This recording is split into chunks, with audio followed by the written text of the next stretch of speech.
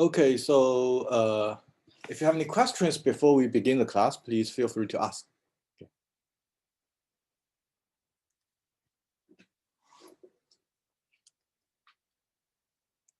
If not, I will briefly go through something. Okay, so let me. So for the final project, I hope you will team up with people. Okay, because if you want to do a solid project, maybe you need to splitting the image and then and then merge them. Okay, so because the original image is not so robust. Okay, it's very small objects usually for those images you annotated, and the image itself compared to the objects are too big. So usually the model doesn't work well. Okay, one solution you can do is really looking at our splitting code. So we have shared a splitting code in the slide. Basically, if you go to the GitHub page. It's not this one, GitHub. Yeah, it's the reverse. You go to the GitHub page and you will find the splitting code. Okay, so that will help you split the images. So at least you can work on split images and then see how things are performing. If you don't have enough disk space, you can try to, if you have Google, it should be working, right? There's 15 GB of Google Drive, and you can use Colab, okay?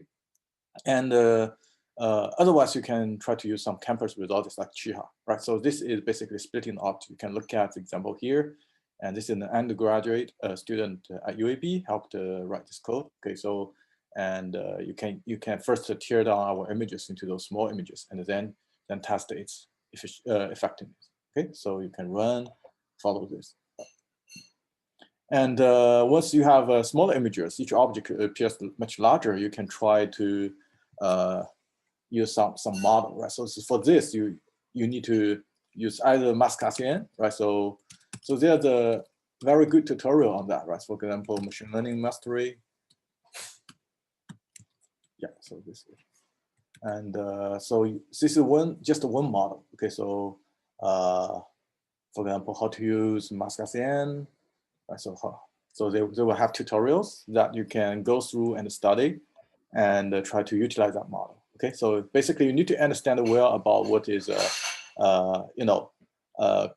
this is basically regression box, right? And then classification of what object is. And there's a, pixel-wise classification, right? Whether since it's object or not, this is mask, okay?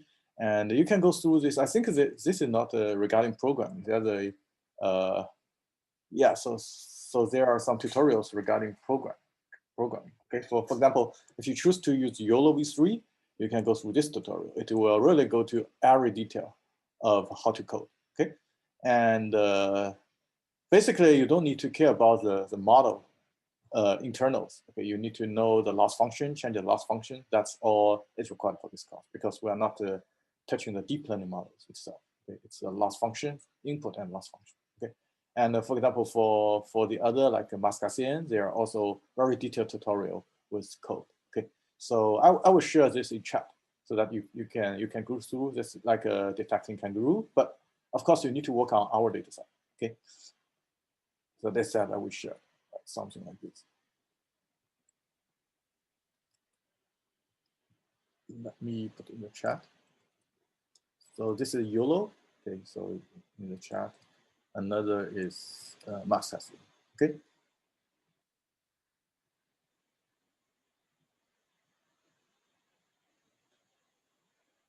Okay, so that's pretty much what I want to say.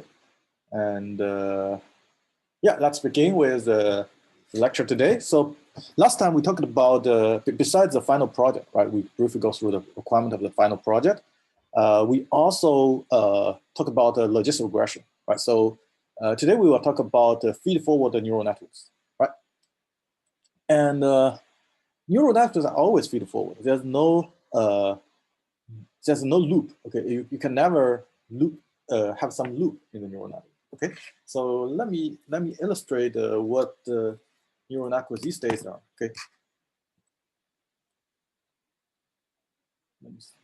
Yeah, so I can take a pen. So let's say in your brain, right? So let's say you have a brain and there are two parts, right? Your neuron may connect to each other, and this neuron may actually have a loop, right? But in our model, this is not allowed, okay? Your neuron is feed forward, okay? Always connect to the next layer, okay? And so even deep learning is just a deep layer, okay? You cannot have a loop back, okay? There's a model called a recurrent neural network, seemingly like there's a loop, but no, it's just as the same structure repeated again and again. It's a recurrent, but it's different neurons, okay?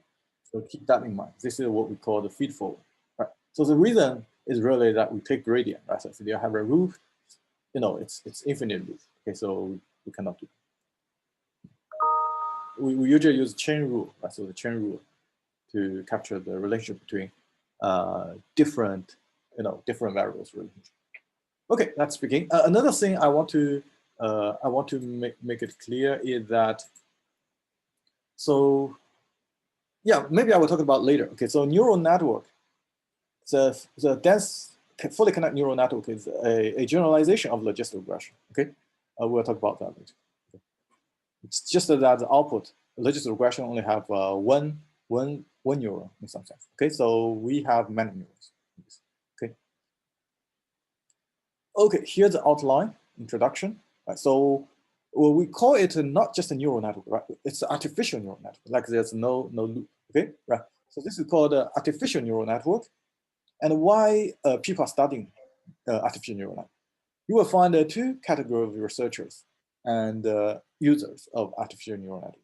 Okay, the first is more science aspect. Okay, so it's cognitive scientists and neuroscientists, right? So they want to study the function of brain. Okay, like different regions have different, like when you speak or when you study, right? So different neurons are activated, right? So different regions. Okay, for that it's more on the science side, right? So you want to build those kind of natural neural networks that can model the behavior, right? All the patterns in the brain, okay, or in the neural system, right? Because the neural system may not just be the brain. So for example, I read a paper that simulates, for example, two parts, right? So one part is the brain, okay. Let me see. Let me see. Why this pen is not working? Just one moment. Let me. Yeah, it's weird. Let me try to reconfigure this one.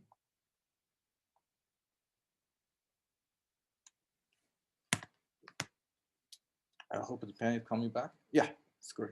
So for example, you have your brain, right? So maybe this is your brain, and there's this is your eye. Okay, so there's a lot of neuron structures there. Okay, right. People study, like say, here the bandwidth is very high, but to the brain itself bandwidth is very high. So this is the bottleneck link, right? So there's a low bandwidth, right? And by modeling an artificial neural network in a similar structure, they study the different functions of the different functions, like how the eye neurons in the eye and the brain functions, right? So and find some explanation for what is observed in reality. Okay, so this is one kind of purpose of studying neural networks. Okay, like you can use a convolution net to model this. Okay, again, it's not accurate, but you can see some trend. Okay, but more often than this, right? So we are more like machine learning people, right? Machine learning practitioners. Our aim is very pragmatic. Okay, we just want to do prediction, right? So classification, regression, right? So you give the input, I will predict output, right? So we just want to build better models, like deep learning models these days, right? To do the prediction. But in order to do that, we want to have some structure, right? So like a support vector machine, like decision tree, etc. Right? So neural networks basically is a kind of model that is inspired by the brain structure, right? You have neurons, and when there are signals, you will activate, and you activate nearby neurons, right? Something like this, okay? Electric signals. Okay, so this is just motivating. After that, you abstract out a model that can do backpropagation, which means you can take gradient and find the optimal values to minimize the loss. Okay, and then you throw all the science away. Okay, this is basically what is happening these days in deep learning. It's engineering efforts when you motivate originally from those neuron structures. But later, people just say, hey, this kind of structure that can efficiently compute and take gradient, and also like capture certain features, right? So like image feature, you can use convolution now, right? So in this lecture, we'll not talk about deep learning. So we'll only talk about fully connected or dense layers, which means, the neurons are densely connected. Okay? Every pair is connected. Maybe their weight can be small, but it's fully connected. Okay. Right. So how is it motivated? Right? So just think about how human brain is structured, right? So although brain is not fully explored yet, but we know the structure at least, right? So for example, we have neurons, right? There's a lot of neurons, and they are processing units, right? So you have signals passing by, okay? So the neurons can do the computation, right? Again, there's a synapses, right? So it's like the connections between neurons, okay? That's the edges between neurons, okay? And these edges are acting as memory units, right? So in our case, it's really model parameters, right? Keep the model parameter so that next time you see an image, you immediately know what's the output, right? So this, keep in mind the memory units are on the edges because the nodes are processing units, right? And this is really a parallel processing structure, right? Because your neuron is falling together, right, in parallel, maybe many neurons, okay, when we're reacting to activation, something triggers, right? And so this is also a distributed computing, distributed memory, right? So each neuron itself has its outgoing edges with other neurons, right? So these edges keep some information, but you have so many neurons, right? You have this, so they are actually keeping all the information in a distributed manner, right? It's not centralized. That all a lot of neurons just share the common data. Okay, the parameters are actually everywhere in the network. Okay, and why we want to study this structure? Why we want to be motivated by this structure? Because human brain is so strong, right? The brain is so powerful, right? It's robust to noise and failure, right? So if we give you some image with some noise, add some noise, you can still recognize what's in the image, right? So these days there's an adversarial attack branch of study saying that if you change one or a few pixels in the image, it will totally recognize an object into another one, right? So that's not so robust. But at least we want to build models that are relatively robust. Right? If you have so many connections, if some of the neurons are not functioning, right, at least some other neurons can act as a backup to fix the issue. Right? I have a question. Yeah. So the neurons, they're processing units and also memory storage in the way that they're connected. Yeah. So let me maybe plot it. This will be clearer. Okay. So basically, we are saying neurons are these things, right? They are processing units. Okay. Let's say they can do some operation. Okay, like this. Right. But there's a synapses, which means these are the connections between the neurons. Okay. Right. So these connections are memory units because they can keep some strength. The weight, weight 1, weight 2, weight 3, weight 4. Okay. So this is what we are talking about. Right. So the memory units are the parameters on the edges. Okay. And the nodes are the processing units. Is this clear? Yeah, I see the weights come in. Got Yeah. it. Thank you. Yeah, you're welcome. So if you see an image and based on those weights, it will say, hey, this is a tiger, right? That is a kangaroo. Okay. And artificial neural networks mimic some characteristics of human brain, okay? Especially regarding this computation aspect. Okay, nodes are computing units and addresses are memory units, okay? So let's first look at the basic unit, okay? Simple perception. Again, so keep in mind, this is not a true neural network, so it's always simplified. Okay, we have some basic structure, replicate again and again, and we can take gradient, efficient to compute, okay? So this is also like in mathematics, right? We always like to use Gaussian, etc. Right? So some distribution well defined because of their properties are easy to manipulate, okay? Even though there's some deviate from the actual distribution, okay, in reality. So here's the structure of perception. You can think about this x, this is the one, always one. Okay, this is the bias term. Okay, this x1, x2, xd, right? These are the signals to your neuron. Okay, again, so if you look at your, our machine learning case, this is actually what? This is the table, right? So attribute 1, attribute d. Okay, so you have a y. predict. But here, let's just consider this is Y is a one neuron. Okay, so these are the input signals to the neuron, right? And maybe this input signal matters a lot, so we have a big strength, big weight. Okay, this input signal doesn't matter. Okay, it has a small weight. Okay, so this is called a perceptron. Okay, we call this perceptron, right? This one neuron structure is a perceptron. Okay, let me clear this a little bit. So what is the form of this perceptron? So this is really say W0 times 1, okay, which is W0, plus W1 times X1 plus W2 times X2 plus WD times XD, okay? So this is the structure. So basically it's a linear function with a bias, right? And we can write it like this, okay? We can write it basically, this is what we are doing, okay? Even though our data is d-dimensional, our signal is d-dimensional, but we have an additional dimension, which is 1. But for simplicity notation, we will just write this as x0, okay? Right, so in this way, we are really doing an inner product between W0, this vector, which is W, okay? Inner product with this vector, or with this vector. So we can simply simplify it like this, okay? Otherwise, we have to say, hey, this is plus W, okay? If you don't include this term and this W0, so it's inner product between these two plus the bias. So both notations are fine. If you think of this notation, basically we assume that the hidden dimension, which is all 1. Okay, the value are all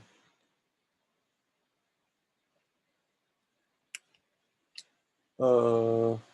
Just one moment. I see my right hand power is low. I probably need to. So any questions about this definition? So, but simply, it's just a linear function. Okay. Yeah. Yeah, it's online. Yeah, and x0 is called a bias unit. Okay, x0 is always 1 because we want the bias W0 to be added. Okay, and the weights are called connection weights or synaptic weights. Okay, so you can see here what we just talked about is really the case, right? So this neural structure, this perceptron. Okay, this guy is doing a computation. What computation? This inner product. Okay, this linear function. You get the input, the linear function is a computation, right? And what are the model's parameters? What are the memory, right? The memory are those weights on the edge, okay? So this is probably the only similarity between the actual neural network system and the artificial neural network system. From this point on, you just take it, and then we will forget about the neural network. Okay, we just talk about the perceptron and the artificial neural. So yeah, any questions? Why x0 must be 1? This is because we just want a bias term W0, okay? So this is x1 plus W1, x2 plus W2, right? So this is your input. Let's say your table is this, right? Times this width, right? But you also want to add a bias term. It's okay? Because if you don't add a bias term, it's always be a hyperplane passing through the origin. You have a bias term, you can model something more complicated. It's okay? But when you have this bias term, you don't want to always write this plus W0, right? So you want to say, hey, x0 is 1.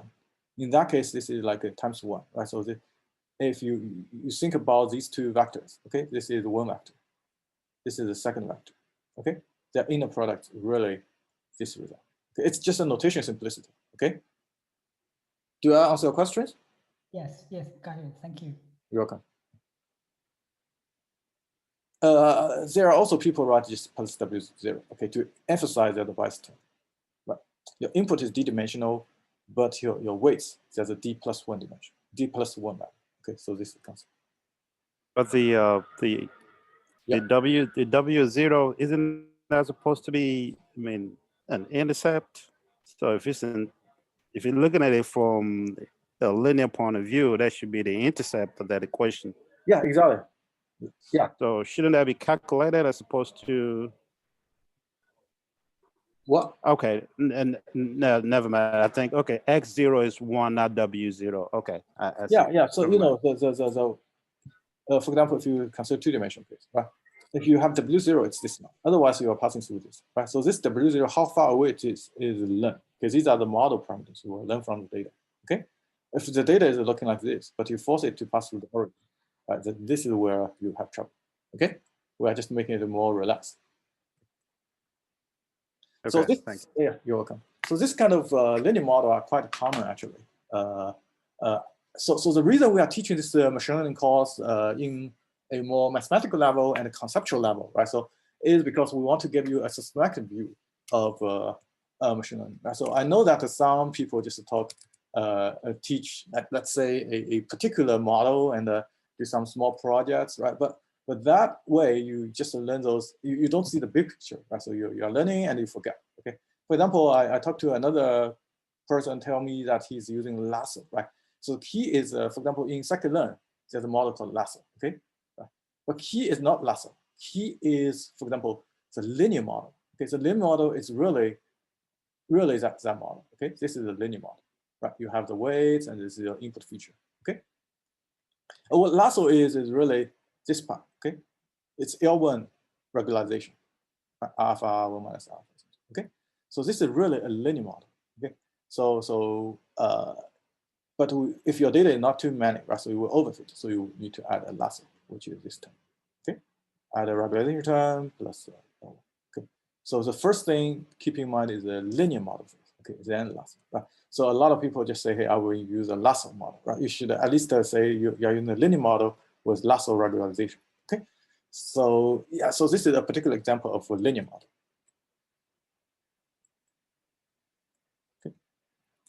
And using that model, right? So we have the input, which is x1 to xd. We have the output, which is y, right? So what can we do with the y? Again, just like before, we can do regression and we can do classification, okay? And so regression is very simple. We know that this is a linear function, right? So in high dimensional space, it will be hyperplane, right? In two-dimensional case, right, it will be a one-dimensional actually. Y is not counted, right? Only one feature, then it's a line. Right, two features, it's a plane. More than two features, it's a hyperplane, okay? So this is, at least you can model this kind of linear structure to predict y, okay? And the second is you can do classification, right? Classification, basically, we consider binary classification, right? Whether it's 0 or 1, right? For example, we can still use this linear function, right? W in the product with x. This is a linear function. But then we say that if the output is less than 0, we think it's a negative class. It's class 0. Okay. But when your y value, the linear regression value, start to be positive, you think it's a 1 class. Okay, something like this. Right. You can do something like it. Right. And there's a threshold where basically we are saying that your feature if go beyond a certain threshold, right? So you are 1. Otherwise you are negative. Right. So for example, if the score is 60, right? You pass. Okay, or more is pass. Otherwise, you fail. Okay, there's a threshold here. So this can be used for regression, and the regression can then go through a threshold function to do classification. Okay, and to implement a linear discriminant function, right? So remember we talked about a linear discriminant, right? Basically, we'll plot a line, or we say the hyperplane, right? It's a linear function W. W in the product with x, right? And that will give you a hyperplane, and we say that on one side of the plane, it will be positive, right? It's a positive class. On the other side of the plane, W in the product with x is negative, then it belongs to a negative class, okay? So how can we model this using threshold function, right? So let's assume we have a threshold function like this, right? If your value is larger than A, you are positive. Otherwise, you are negative. Right? This basically converts your regression value A into a class value, positive or negative, right? Whether it's a positive class. So then we can define decision rule like this, right? So remember, this A is your linear score, okay? This is the model parameters, specific W, and this is your input X, input record, okay? And you in the product them, and you put it into a threshold function. And if this value is larger than 0, then you belong to class 1. Otherwise, you belong to the negative class, class 2. So one problem here is that this guy is not good. Okay, so basically we are saying that if you let me call the pen. Okay.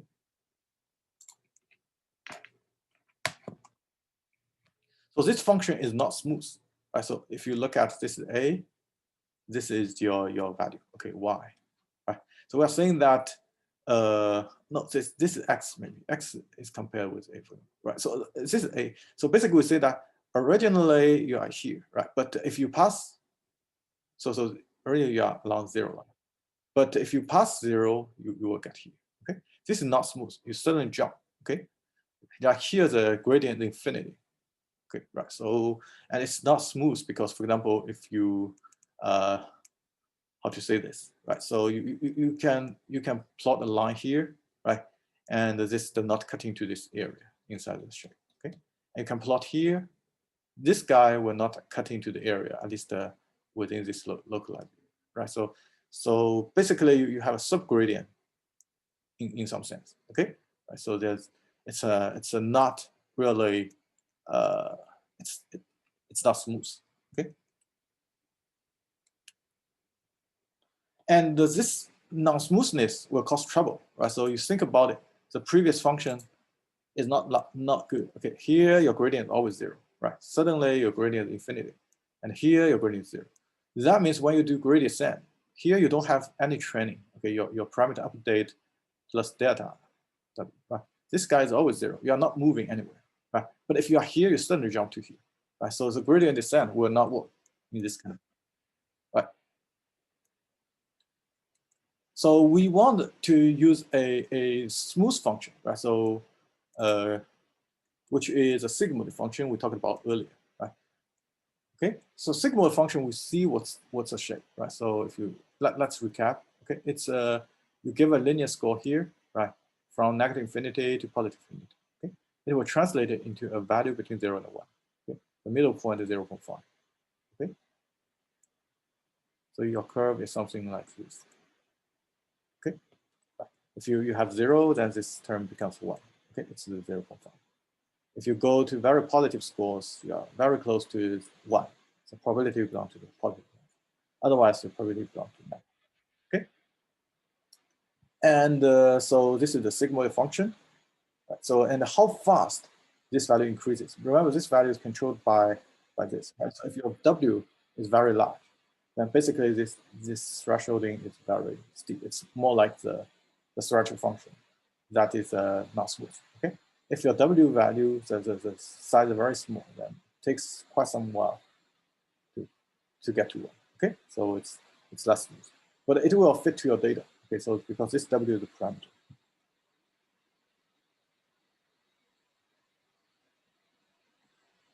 So last time we have seen, right? So if you give a linear score here, right, and then you give a sigmoid, right? So what it will return is a probability that you belong to the positive class when you see the data attributes X. Okay, so this is called the posterior probability. When you see X, how likely you belong to C1. Okay, and so this is just one perception. Okay, keep in mind. So this is one perception. We can have case of perceptions. We can have multiple perceptions. Here's what we are talking about. We can have a Y2. Okay. Then we have a second perception. Right? And we can have a bunch of them, all fully connected. Okay. So only one perception. What is that? That is logistic regression. Okay. That's exactly logistic regression. You just take a look at here. Right? So this is exactly what we had last time. Okay.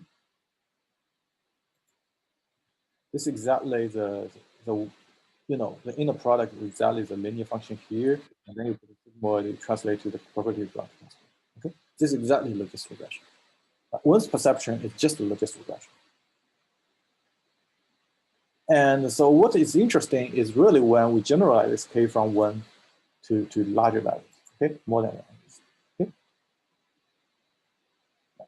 And so each weight vector here, right? So now it's associated with 1 Y. Okay, so basically now this is your x, and we'll have y1, we'll have y2, we'll have y3, right? So each of them has a set of weights. Okay, for y3 we have this. For y3, those weights, the I script is about 3. Okay, for 1, these weights are the I script is 1. Okay, J is really the input dimension, 1 to D. Any questions? So J is the number of input samples we have, right? Yeah, this is X, right? X script is J. Okay. Gotcha. No, Thank not input samples. It's a dimension. Okay, X1, X2, XD. Is it okay? I see. Okay. Yes. Yeah, it's a dimension. Right. Okay. It's just that it's an order function plus I. Okay, I is denoting which output you have. Any questions? Yeah, if not, let's take a look at what we can write it like. Okay, so this function can be written like this. Okay, so what y is a column vector. Y1, Y2, Y, let's say we have YK, okay, because we have k percent. This is equal to what? This is equal to the W matrix. So W matrix is really W11, W12, and W1, let's say D, okay? And we have all the way to W, let's say this, there are K of them, right? So there's WK1, WKD, times a column vector, okay? Column vector is just X1, X2, XD, okay? So you can see that that's a relationship, right? So this times this will give you Y1, okay? And this last one times this column gives you YK. So we can really write it in a like a matrix times a column vector form, okay? And the output is another column vector, basically for each K. Usually the K can be in class, right? So, but if it's intermediate level, right, the last level is class. Intermediate level can be zeros, okay? So, but here we are just talking about one level. It's more like a class. We have a K class classification. Any questions?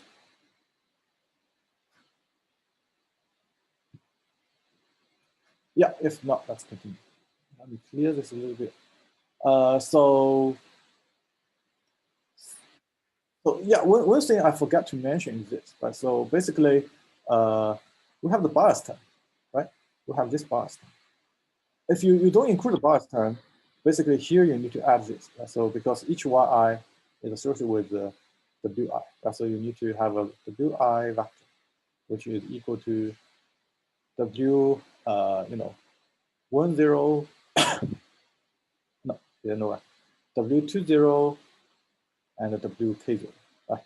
So plus the w times x equal to 1. Hey, okay? I do have a question. Yeah. When you've got multiple input objects, like multiple objects with X1 through D features, then does X become a 2x2 matrix in this case? Which one become 2x2 matrix? Which matrix? The X input from the previous slide, it looks like those were all the X's for one object. Yeah, one row. You had. Yeah. So the X could be it could be a two-dimensional matrix, right? X? No, X is always one-dimensional vector. Okay, it's more like your table, right? So you have a table, age, salary, etc. Okay, this is just one vector. It's okay. So you would input one vector at a time, right, to this exactly. Machine. Okay. Yeah, we are always talking about this setting. We have each row is a record with attributes. Okay, and then which attribute more important, you adjust its weight to be high. Okay, in this course, we will always stick to this. If it's two-dimensional, maybe you can use convolution, right? Maybe a tensor, three-dimensional. Also. Here we just consider vector. Okay. And this is the same. If you look at the loss function of these classification, the last layer is actually something. Okay. Basically, if you have a convolution neural network, right, you have an image comes in. A convolution network extracts finally a vector for you. Okay, this vector does. And then you add the loss function on top. So deep learning is just extract the features to prepare this X for you. Okay? But again, it's learned from the data, so it's better than your design the X yourself. And here we forgot to mention one thing, which is D plus 1. So why? Because we have this term. Okay, we have this term. Right? We just talked about this should be adding a column vector Wi. Okay, at W0. Okay, but it's too complicated. So what we will do is very simple. Now we assume this term is times the D plus 1's dimension, XD plus 1. Okay, but this guy is always fixed to 1.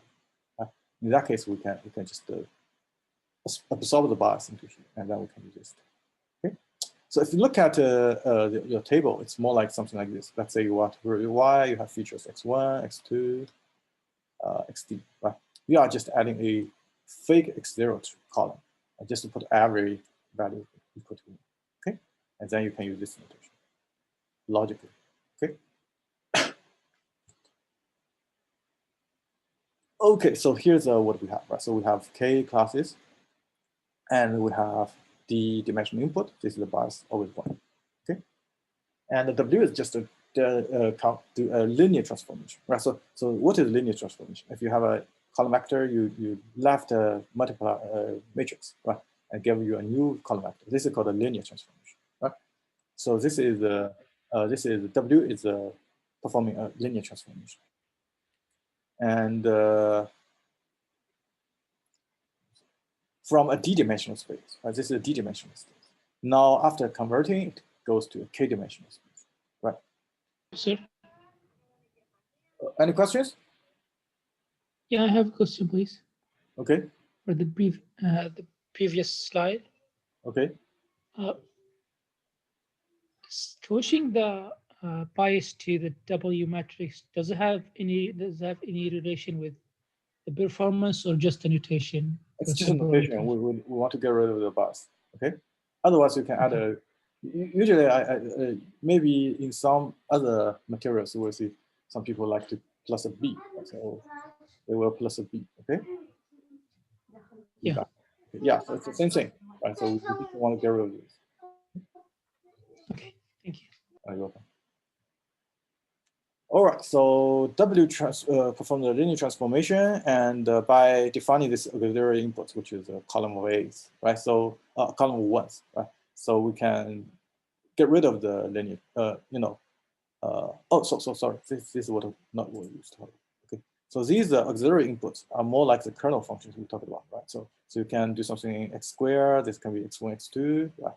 This can be x3, xd, etc. If you define those auxiliary inputs, right? And this can really do a polynomial formation, right? So this is polynomial, right? And just like what we talked about earlier, right? So we have x1, x2. Now you can define x1 square, x2 square, x1, x2, etc. Okay? And then you expand the column and do this, right? So then you can model more than linear, right? But right now we only have a linear. But as we shall see, this solution is actually not adopted. Okay. Our solution is really add a so-called activation function to either nonlinearity from the output of y, okay, to the next layer. Okay, we will not adopt this way. Okay? But this is the one way you can do. All right, let's think about this one layer case. Okay, let's think about classification. How to do classification, right? So last time we already see for two-dimensional case, right? Two-dimensional classification. And one perceptron, right? So just add a sigmoid function on the output of the perceptron, right? Now what we have is something like a k output, y1 to yk, right? And now we wanna, let's say if we are doing classification, this should be belong to class 1, class 2, class k, right? So what should we do? What should we do to do the classification? Who can tell me?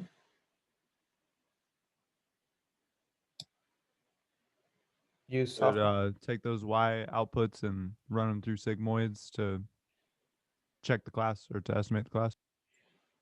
Sigmoid is really you have a it's really for binary classification. Now we have k classes. Okay, binary classification you have a score for the positive class, right? You throw to the Sigmoid function, and you give this score. It will return you a probability of belong to the positive class. Okay. I don't know why it's not. So if you have K classes, usually Sigmoid will be replaced with softmax, as we talked about last time. Okay. And but actually, softmax is for regression, right? For backpropagation, for trend models, right? If your model is already trained, these W are fixed, you don't even need the softmax. Okay, you can directly do something like this. Okay, just take max, right? So put simply, if you look at here, right? So for each y, y1 is a linear function, linear score, given that x. Okay, y2 is a linear score, given that x. But they have different weights. Okay. Right. So this score, we take the one with the highest score, right? So this is exactly our linear classifier, right? So if you remember, this is called a discriminant function, right? So we have GIX, okay, for the class I. So this is G2X for class 2, okay? So yeah, we just take the highest score. But if we really want to get the probability that it belongs to each score, each class, right? So we can do softmax. So the details, we derived that last time, okay? So let's look at an example in real. Yeah, any questions? I have a question on this classification. I didn't understand what does it mean. The choose CI that. Oh yeah, so CI why this? I don't know. Okay, so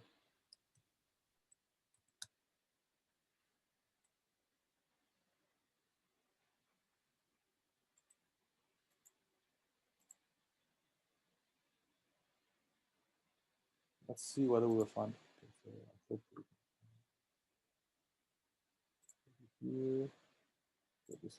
Okay.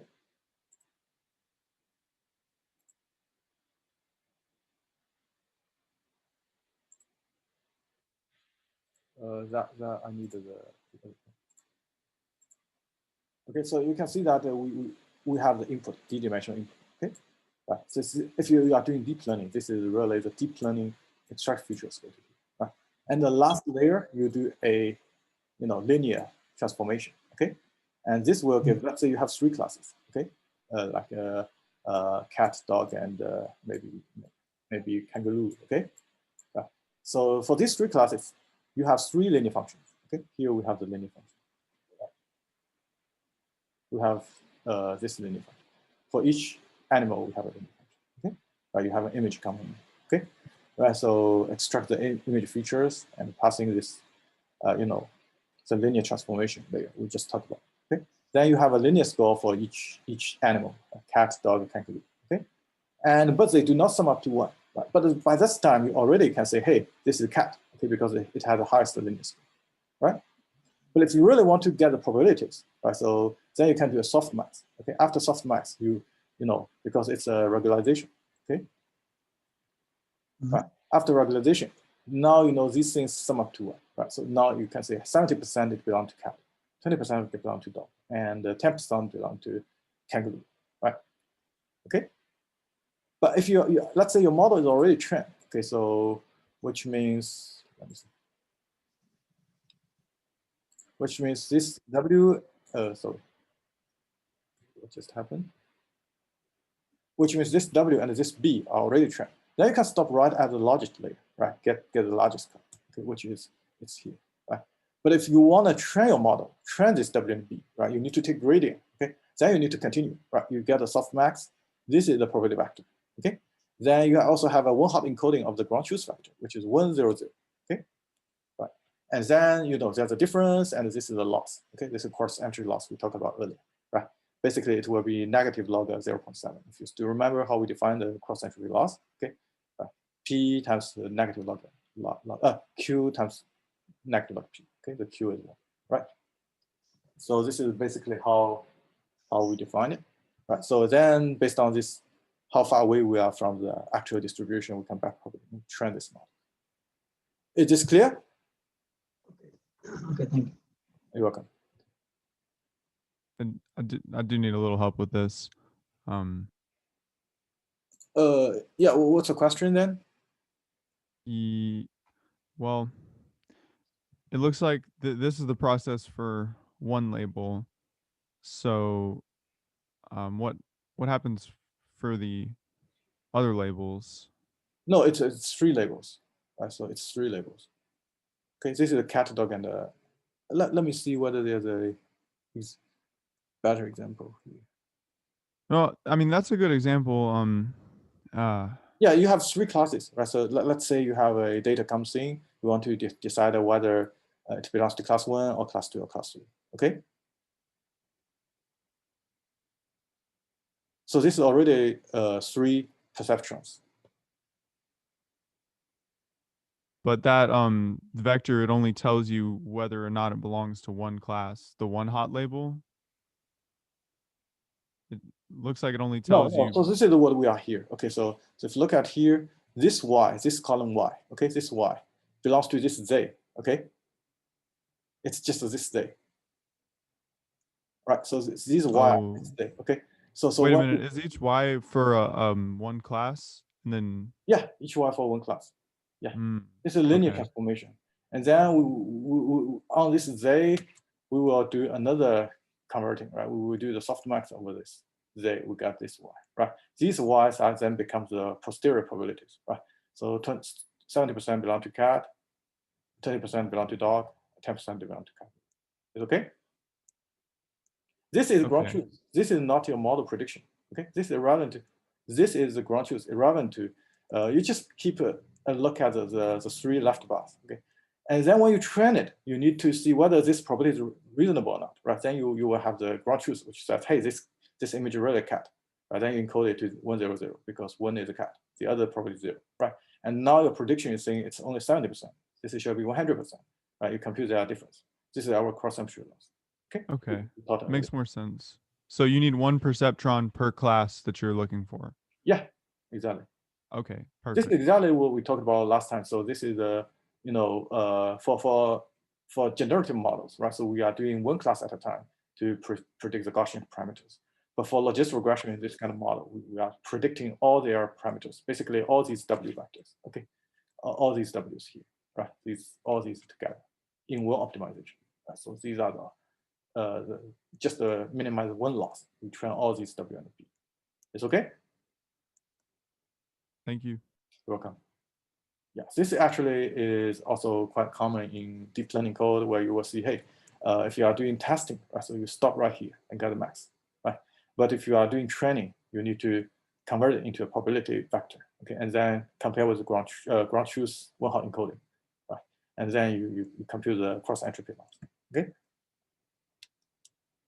So again, these things we are teaching applies to the final product, okay? Because you don't care about how, let's say we're given an image, right? How you get x1 to xd. That's deep learning's task. But after deep learning's task, you configure it to your own class, right? We have 5 objects, right? This part you need to be able to understand a little bit, okay? You can check how these postings are handled, okay? This is your capability, right? So even if you don't know these models, once you know how to handle the last layer, right? So you will be able to do all kinds of projects. Right? You just capitalize on the existing models, right? The coolest model you can, right? But if you don't know how to do the last layer, that's where you are in trouble, okay? But again, usually we will do this in TensorFlow. So you need to watch some videos on this kind of training. Right? So I know there's some videos like TensorFlow in maybe 3 hours, etc. Okay, you can take a look at. I have a question. Yeah. If you go back to the slide that you just showed, this one, the one with the perceptron on it. This one. Yes. So where would the activation be implemented? Is it going to be at the input layer, or is it going to be at the output layer, like the Y? I don't. Or is it going to be? Yeah, we will cover that later. So for now, it's just the last layer. It's just a linear function. Okay, this actually is not sufficient. Okay, it's only do a linear transformation, right? You cannot cover a lot of complicated relationship between x and y, right? Okay, so this is a simplified case.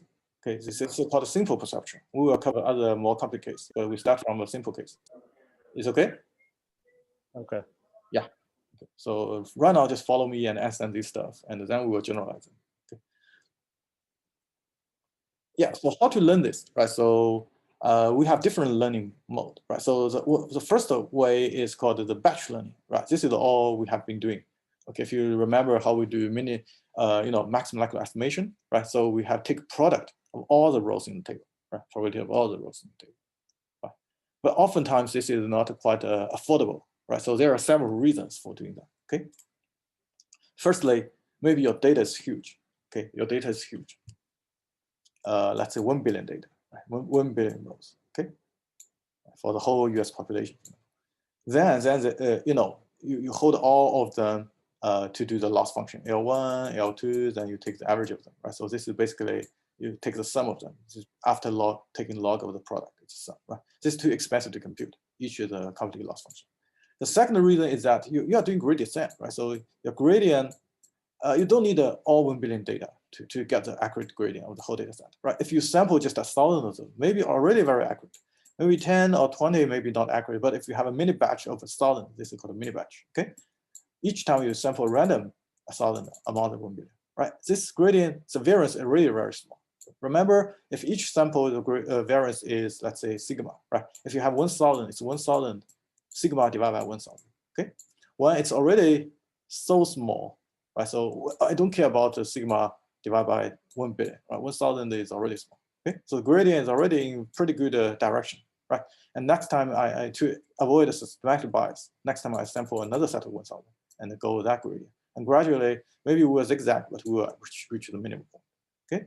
But because we only compute 1,000 loss values for 1,000 rows instead of 1 billion, actually this is way faster than the naive batch learning, okay? Not working on all samples, right? So this is called a mini batch learning. An extreme case of mini batch learning is online learning, so one at a time. This is when you see the data coming one at a time, okay? Right, so mini batch learning is still not really for batch learning, okay? So because you see, you don't want to train on all the data, just a sample it is good enough, okay? But online learning is really for the online streaming data, right? When you see a new data item with its label, then it will change your model parameters a little bit, right? Because you get more supervision, right? It's one at a time, not a mini batch, maybe a mini batch of 128 at a time. So mini batch is really for stochastic gradient descent for efficiency, okay? When you only sample each iteration, you randomly sample a set of them and compute the gradient, right? So this will be called a stochastic gradient descent, okay? Batch learning is the naive gradient descent. Okay, stochastic gradient descent is much faster than gradient descent, okay?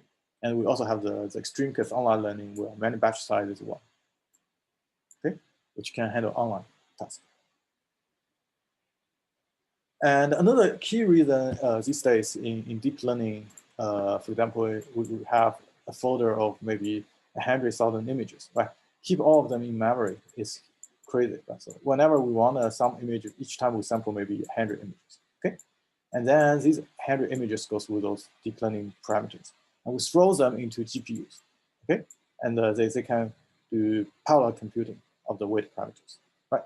But GPU itself has its own GPU memory, which is much smaller than your CPU memory, okay? So we can only throw a mini batch of maybe 64 images each time into a GPU memory, do parallel computing, okay? So in that case, mini batch is a must.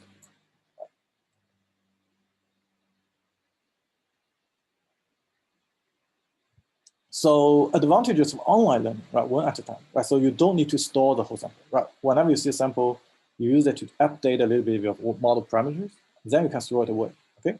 Another important thing is that your model parameters may change, right? So just like, for example, if you think about Twitter, right? So these days, people are talking about elections. Maybe 2 months later, people will talk about something else. Maybe a month earlier, people are talking about coronavirus, right? So these trends are changing. So you will change those weight parameters to capture the dynamics of the model, okay? Let's say you are predicting the most, the hottest topic, okay? Then it's changing. So as you change, your sample is changing, right? It will change your parameter a little bit. So your model itself is evolving. Okay. There's also a branch called streaming data mining or streaming machine learning, right? So something similar to this idea. And the error function is not defined, you know, over the whole sample, but on individual instances. Okay, so because previously we say that the error function is defined on the whole sample, right? So we will derive the let's say the error function from maximum likelihood estimation, right? And the maximum likelihood estimation is the product of all the samples. But here, our error is just on one individual instance or a bunch of individual, maybe a mini batch of individual instances. We will not consider the whole sample, right? And usually those models start from random initial weights because we don't know which is the best, right? So we will start from the random initial weights. Usually it's randomly sampled from a, you know, zero mean Gaussian distribution, okay? And but if you want to use deep learning, you need to have something more complicated. For example, let's say if you have, let me see. So for example, let's look at TensorFlow. Okay,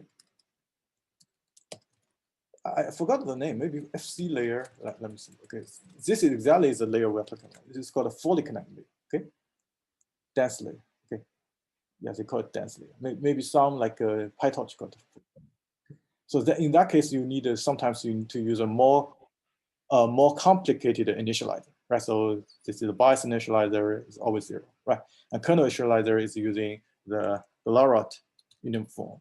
Okay, so this is using a particular scheme. It's not a random Gaussian. Okay, so basically there's some tricks that if you use this kind of initializer, your model can go deeper. Okay, otherwise they will get stuck into local optimal because beyond the logistic regression, it's not convex. The loss function are not convex.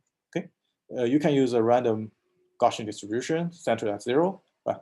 But you can also use a Laurent initialization. Okay, so there's a deep theory in the paper, right? So it's called Xavier, right? So because this Xavier initialization, maybe it's more famous. Okay, so this is because this basically is the same person. Okay, so let's take a look at this. Okay, so paper. I think there should be. So He is for another activator. So we are talking about sigmoid. Okay, if you are using the other activator, you should use He. So He is the coming He. Okay, so this guy do a lot of fundamental stuff. Like mask assaying, we are looking at fast assaying, mask assaying are this guy. Okay, so you can see the citation. Okay, he also talked about the other weight initialization. Okay, this is the ResNet, right? Cited like crazy. Okay, and so yeah, some strong guys are really strong. So this guy is also called Xavier Glora, okay, or Glora Xavier. I don't remember which is surname, which is the last name. Okay, so basically it's the same thing. Okay. Yeah, you can so call Xavier or the Glora. It's the same thing. Okay. So basically, it's saying that if you're because we are talking about just one layer. If your feed forward neural network is very deep, right? Then you cannot just do a simple initialization. Okay, there's some theory analysis, and so you need to use that Xavier initialization, which is now default in TensorFlow. So you don't really need to initialize it. It will use that kind of initial. Okay, and yeah, starting from randomly initialized weights. Okay. Your parameters are adjusted by gradient descent a little bit each iteration until you reach, you reduce the error each time, right? Because it's a gradient descent, right? You descend the error, okay? And but you don't forget what has been learned, right? Because the previous position in the loss surface is achieved by the gradient descent walks for the previous steps, right? You are just based on that position, you continue to the next step, okay? And if the error function is differentiable, you can use a gradient descent, okay? Or we say the stochastic gradient descent, okay? And if you just use online learning or use a mini batch, this is called SGD, right? Stochastic gradient descent, because you are not using the entire data set, okay? And for regression, for example, right? So now in this slide, we are talking about one sample case, okay? So if you remember last time when we talked about the logistic regression, right? So when we derive this, we have a summation here over all the sample scale. right? Now we don't have that. It's just it's just a mean square error, okay? Now there's no mean. It's just a square error because we only have one sample, the else row, okay? So the loss function becomes only one term, right? So if you remember last time we take a derivative of this, right? It's really something like this, but we have a summation over L. Now you only have one term, so you just update with this, okay? You don't have that summation, okay? Maybe we can go back to the previous slide, that will be helpful. Just let me, last lecture, okay? Let's compare their difference. Let me find it, just a moment.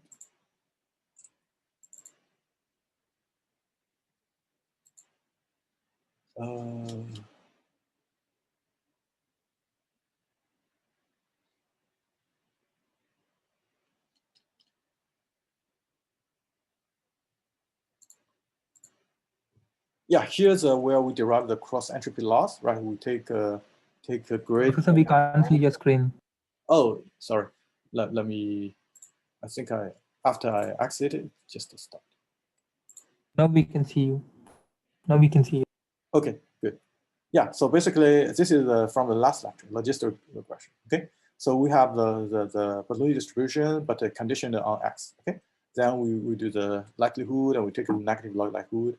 And after taking log likelihood, it becomes a summation of the loss. Okay.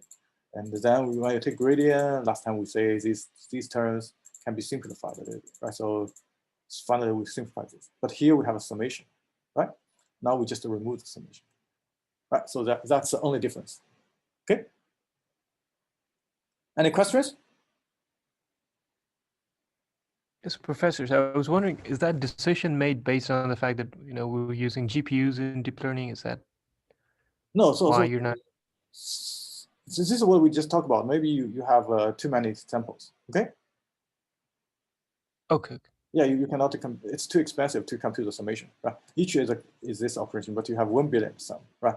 It's not necessary because if you maybe let's go to SGD image, okay? I think the remote learning is actually good in terms of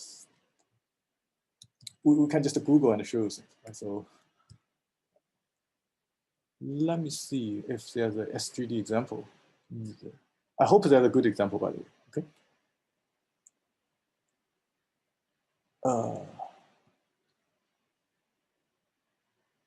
Let's look at this one.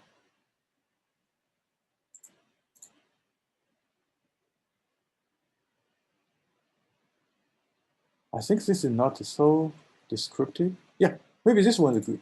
Yeah, this is clear, right? Let's use this one. Let's say you use all the samples. Yeah, pretty clear this direction goes to the minimal here. Right? This curve is something like this. Okay? But using stochastic gradient descent, using one sample, you are estimating the direction, right? So sometimes it will be mistake. Sometimes it may be go the back direction. But each time you are randomly sample. So it will zigzag, zigzag, but finally it will reach. Okay. But compare with here, each gradient you are using 1 billion samples to compute. It's too expensive. Here, each sample you just use one, right? So in our case, right? If in mini batch case, let's say you use 128, right? So the gradient is still relatively good, okay? Because you just think about it, right? So if your true gradient is mu, okay? But each sample, the variance is sigma, right? If you use 128, it's a 1 by 128, right? If you use so many, it's 1 billion, okay? Right? So but we really don't care if as we have 128, we will fix this direction very close to the optimum, okay? We don't need to compute 1 billion, right? So just look at the curve. Let's say we want to look at a 1 by x, right? 1 by x is kind of this straight, right? Let me see whether we can clear this. Right. So if you only have one sample, right, it's gonna be a big error, okay? And 2 sample is significantly reduced. If we have 128, the error is already very small. The variance, okay? So the variance is already your variance divided by 128, okay? Even if you go to 1 billion, right? It doesn't matter that much as long as the direction is relatively accurate. It's good, okay? But if you compute this is a 1 summation over the loss of 1 billion. This is just 128. This is much faster. Okay, you can run way more iterations, right, to try to zigzag to the optimal point. It's okay? Yes. Thank you. You're welcome. Yeah. So there are also other variants. Okay, so like Adam. Adam is one of the SGD. So there are variants of SGD. Okay, so a lot of the variants. Okay, so let me see.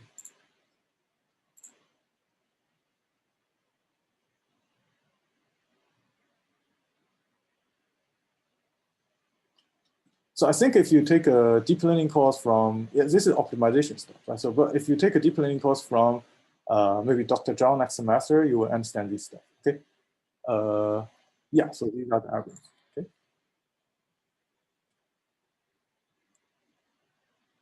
SGD is SGD. Then you can add something called a momentum, right? So momentum is saying that if you are at the flat point, your gradient 0, but if you actually have some slope, right? So you have some momentum to push you beyond the local optimum. So the formula will make sure something like this, okay? So for example, because your loss function is, something like this, okay? So your loss function is no longer convex, okay? It's convex or concave are both possible, so locally, so it's not convex. And now if you are, you have a gradient descent, right? So upon this point, okay? So this is actually nothing. So let's consider this, okay? Yeah, so this may be a good idea. Right? So think about you go to here, right? You were stuck here because the gradient is 0. You add the delta, your gradient is 0. Add 0, you just stuck here, okay? But if you have momentum, like so when you scroll down, you have some momentum here. It will pull you up, and then you can go to the next lower point. So this is called SGD plus momentum. Right? So the most popular one is Adam. Okay, there are some additional chains, right? So there's also AdaGrad, those kind of things. Okay, and these are all early days of deep learning. People try like Olivia and initialization. These days, you just assume they're there and use them, right? So you need to know these things, but you don't really care about too much. Okay, because in TensorFlow it's just a name. Right? So optimizer equal to Adam or SGD. Okay. Yeah. So the basic form is things here. Okay. So now your gradient here, you also remove the summation, right? Because you only have one sample. Okay. So this is what we have here. Let me go back to today's slide.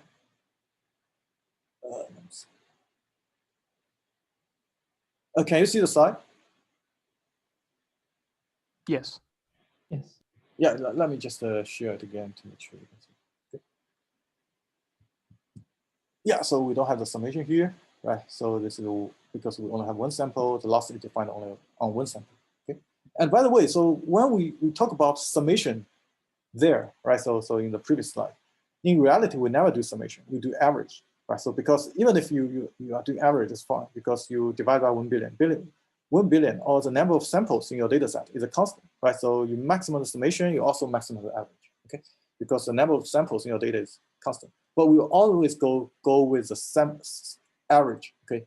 So the reason is very simple, right? So if you have 1 billion some values summed together, you can have your precision, your computer number overflow, right? So it go beyond the 4 billion, right? So then the integer or floating point also has a range, right? So it will just too big, okay? So if you take the average, it's always in the order of the loss of one guy, right? So this will be much better, okay? So logically, if you do regression, you can use sum of squared error, right? But we will always use the mean square error because you even square it, right? So if you sum a bunch of squares, the number will explode, right? So, okay, in infinity, right? And so let me see. Yeah, so this is basically for binary classification. This exactly is logistic regression we just talked about, okay? Again, logistic regression, we call it regression because regression on what? Regression on this, right? This sigmoid, right? So sigmoid is what? Sigmoid is the probability, posterior probability of C1, okay? But actually we use it for classification, right? We have a threshold, right? If this probability is larger than a certain threshold, You have 1, otherwise you have 0, right? So this threshold can change, and this will give you a, ROC curve, right? So if you know ROC curve, so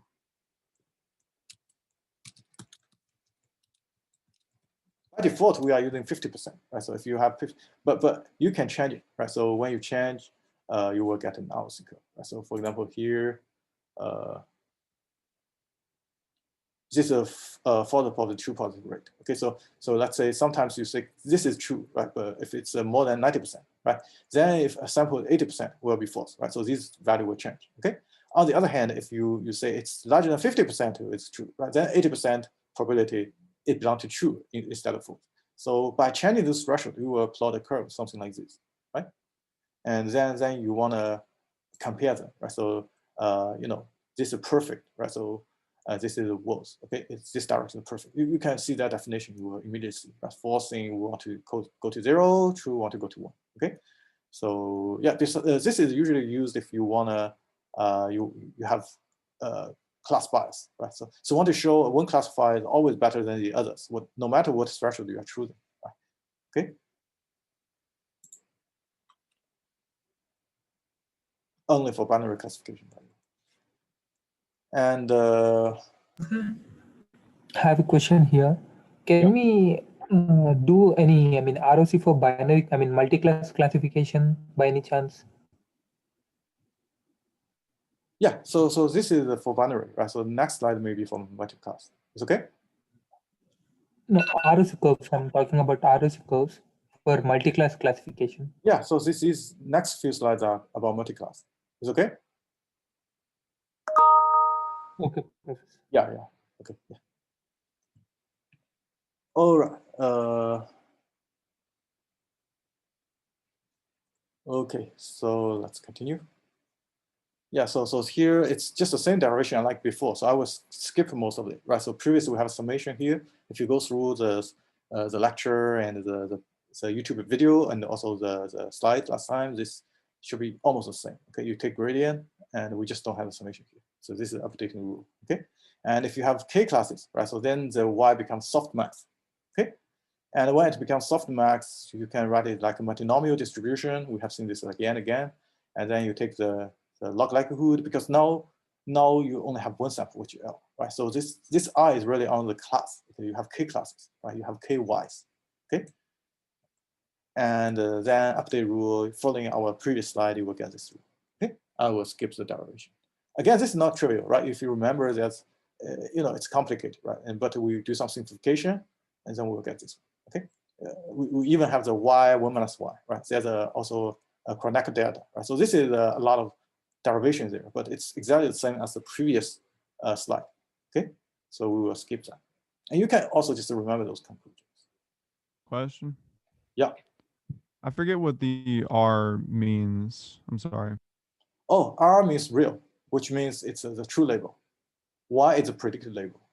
Okay. Okay. Yeah, Y is using softmax softmax X, if you remember, right? Y is a prediction based on weights and the input. Okay. R is the true label. This is X, the D features. This is your target feature. It's okay. Mm-hmm. But again, we are doing one hot encoding, right? So this is for each class you have an indicator variable. Okay. Right. So this is exactly the cat, dog, kangaroo, right? It's 100. So this is one of them. Okay, so maybe for cat. Okay, I is 1, then it's cat. I is 2 is dog. It's okay. So this is a binary value indicator value. Gotcha. One hot binary value. Got it. Yeah. Okay. You're welcome.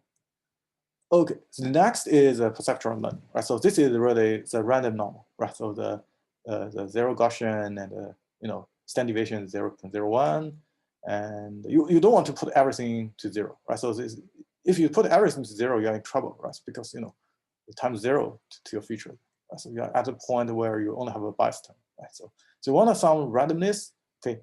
And especially for logistic regression, it's fine, right? It's the convex, but for this, okay? So this is what I'm talking about. Let me see whether we can go. Yeah, here. If you only have one y, it's convex. We have shown this in the last assignment, and in the current programming assignment, we asked you to replication matrix in code, right? So this is fun, okay?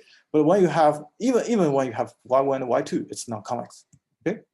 So you can show that, right? So if you have more than one y, then it becomes not a convex function. And in that case, it's particularly important to have some randomness, okay? So because, you know, if you are something like this, right? If you are here, you can only reach maybe 20% error. But if you randomly sample here, then you can reach maybe 2% error, right? So there's still a large gap between, right? There's also a method called ensemble learning, right? So you will try multiple initial values and see which one performs the best, right? So then you take that model as a model, okay?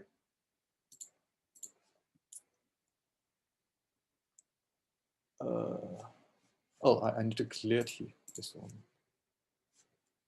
Oh no, it's using the pen here, I think. So let me. So then you do these things just like the last line, okay, into convergence, right? And a student asked me that when you implement things, right? So so the convergence is always necessary. Okay, you need the convergence, right? Because, you know, the change between the older W and the new W, right? So what are the changes, right? So it will never be 0. It will be very, very small, like 10 to the negative to the power of -8, etc. Right? So you need to be at a particular point. You want to stop. Okay. For example, if you are here, right, and if you're already very close, each step is just a 10 to the point of negative to the power of -6. Right? It's fine, right? It's very, very close values. You are going here forever. It's never going to be 0. Okay. If you look at here, you will see it, right? Let's say our step length is relatively big, right? So you will always be here. You cannot get into here, right? So in that case, it's fine. So when you find, hey, all the changes of the W are less than, maybe for every W parameter, the change are less than 10 to the -6. Then you think it's converged and you stop, okay? There's one student who asked me this question. Let me see. Newton's method, right? So I think we can go through it because it's relevant to this class. Okay, Newton method. Convex.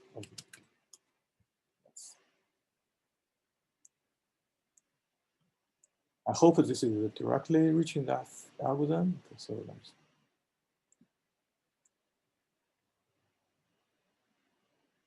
Again, so convex optimization is super difficult, as you can see. So we will only touch the intuitive part of it, okay? We will not require you to, you know, it's more like analytics kind of thing. But I think there's something that we can briefly describe. There's no pseudocode. Let's go to the book, okay? So you can go to Stephen Boyd's convex optimization and you will find the exact Newton method function, okay?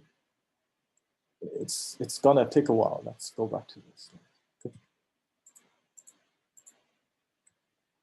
Yeah, so next we will talk about Boolean function learning, right? So we'll take a break and we'll continue. So the reason we want to talk about this thing is showing that linear y equal to wx is really limited. You cannot do much, right? A lot of the relationships are not linear, okay? So your input output are not always a linear map, okay? Yeah, let me do it here, Newton method.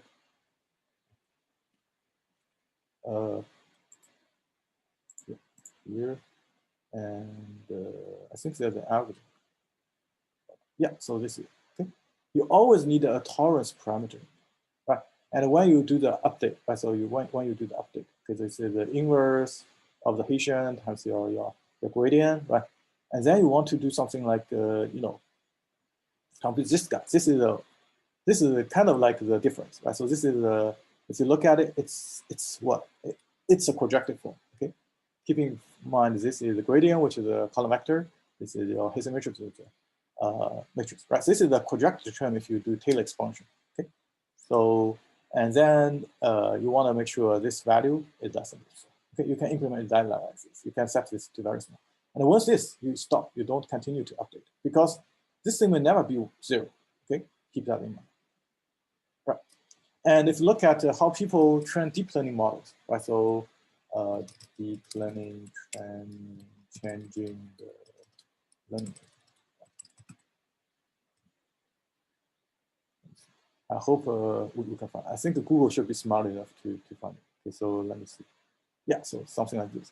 Okay, so why we have this kind of thing, right? So this is because maybe you have a loss function, something like this. But initially, you want to go big steps, okay? But if your step is so big, you will never get into this area, right? So your error is maybe 10 to the -3, okay? Then you say, hey, I want to get my step length only one tenth of it. Then you can get into this area, right? So you will get here, right? And then you see, oh, my loss is not improving, right? And then I make my step length even smaller, and I get to the optimal, okay? And usually you don't want to get to too optimal. This can be overfitting to your data, okay? But this is the way you can train. Okay, your learning rate step length, then you can make it smaller. Okay. Okay, so that's pretty much it. Let's see what's the time now. Yeah, we will come back at 6:30. Okay, and then we'll continue. Yeah. Thank you. Let's take a break. We will take attendance also in the second part.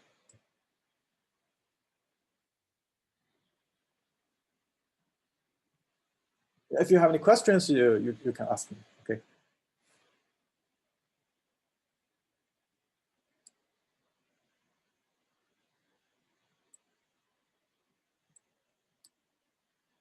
Again, so for this course, some students may complain that there are not much hands-on programming stuff, right? So the reason, again, as I said, the programming stuff is easy. You can go through the postings, like machine learning mastery towards data science, and you can go through a tutorial video on like TensorFlow in 3 hours. So I think there's something like this. Okay, let's see, TensorFlow in maybe 3 hours. I don't know. Maybe it should be more. Okay. Yeah, so no, it's TensorFlow. So you can go to any training videos.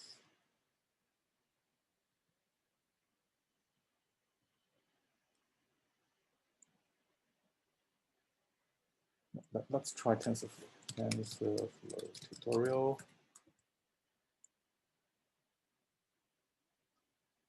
10 minutes may not get you too much. Right? So this course, right? So this crash course. Okay.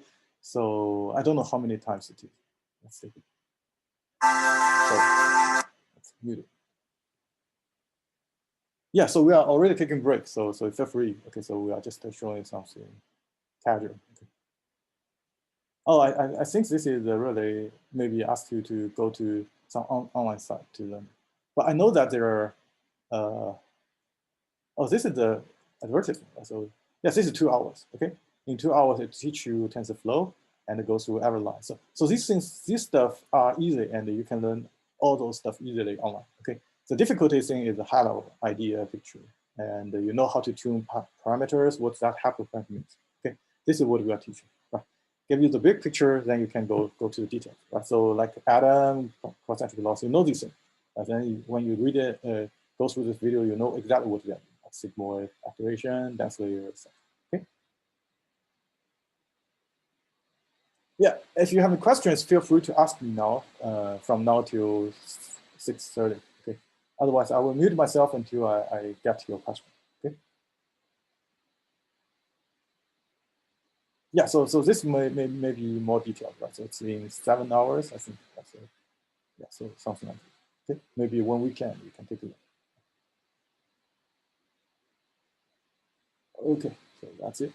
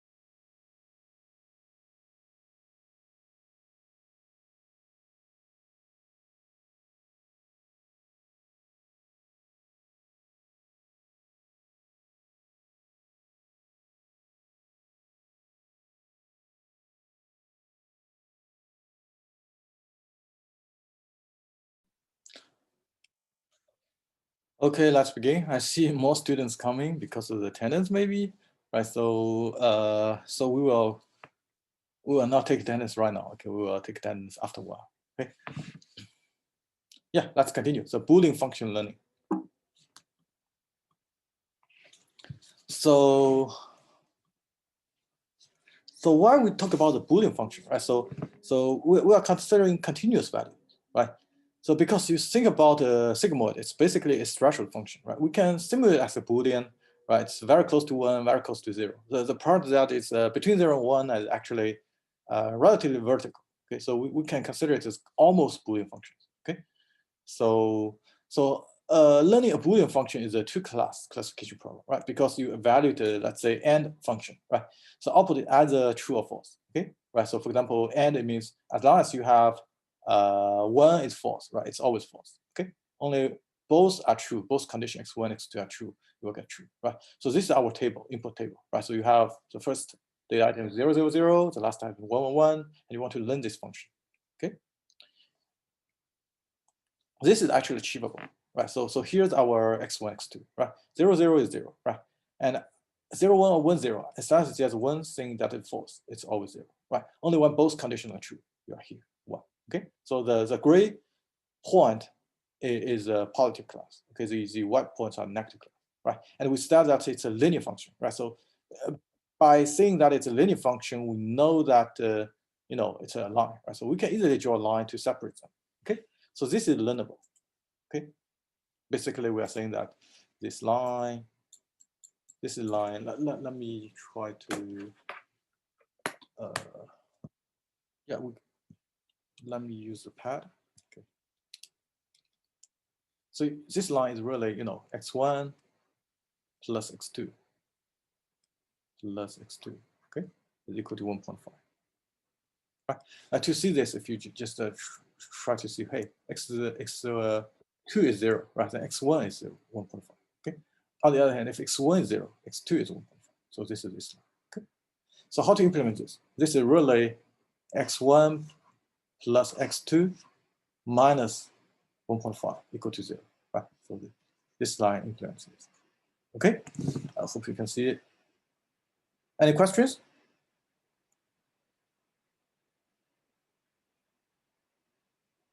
And this is a linear function, linear score, right? So the linear score will go through the Sigmoid function, right? Again, as I said, so we are saying that the prediction will never be 0 or 1, okay? We are just trying to make it very close to 1, right? 0.999, 0.001, something like this, okay? And, you know, the farther away you are from the linear line, your linear score is, the linear score. Right, so there's a previous function we talked about. So the inner product of this and this will be a linear score, which is 0 on this line. Here maybe 10. Okay, here maybe negative 10. Okay, so what we want to make sure is when we take the sigmoid function, right? Sigmoid may be something like this. Right? So when you are 10, it's almost 1. Okay, when you are negative 10, it's almost 0. Okay, almost 0, but it will not be exact. Okay. Any questions?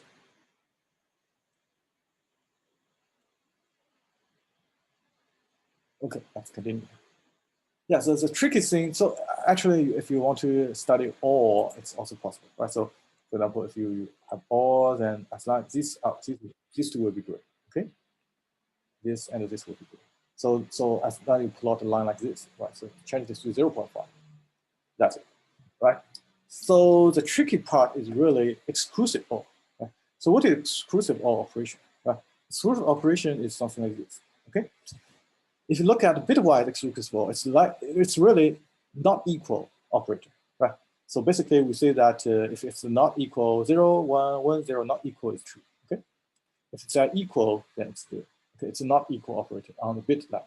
Okay. This is called exclusive. So this exclusive OR operation, unfortunately, cannot be modeled by a linear function. Okay, even though it's a very fundamental relationship, right? So it can. Let me see why I cannot. even though it's a very simple relationship, it cannot be modeled.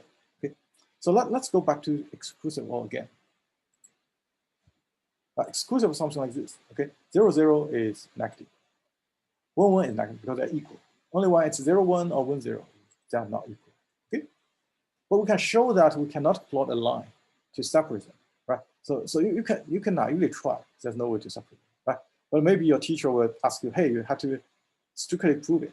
Don't just give me an answer not equal, right? So then you can do something like this, right? So we know that the function is something like this, right? So w1 times x1 plus w2 times x2 plus w0, right? This is your score, because this is your linear score, right?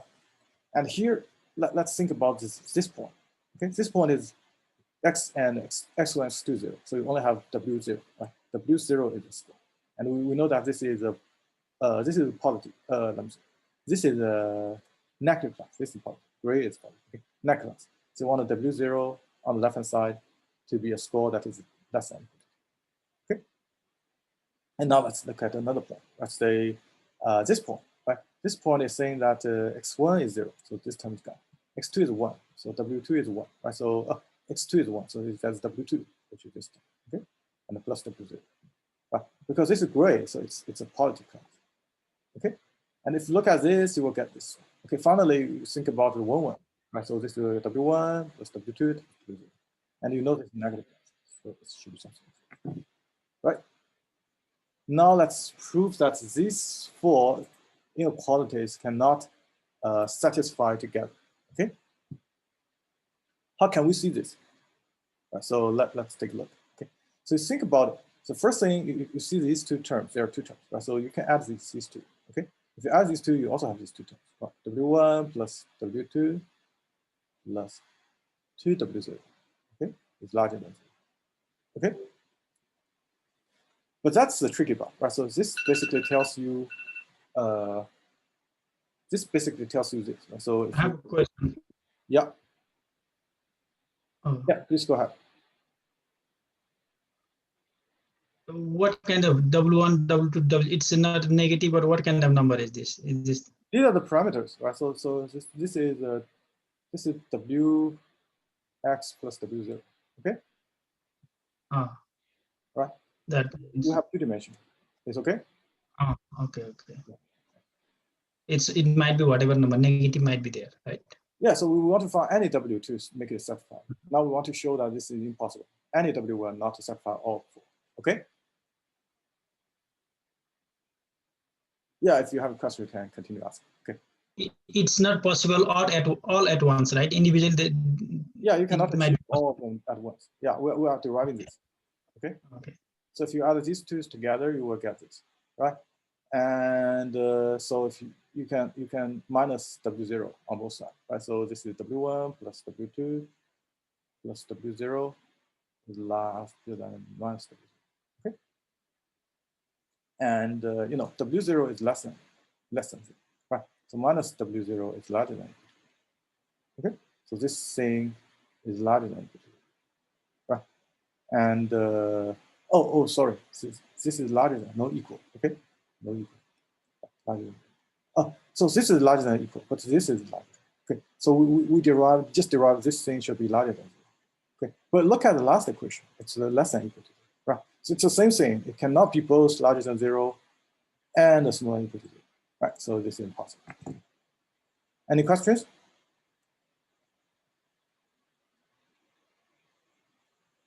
But intuitively, you cannot do this, right? It's on both sides of the gray point. Okay. Right. If you look at the gray point, it's on both sides of the white point. So there's no way to separate. But if you really want to prove strictly, you can use this. Okay.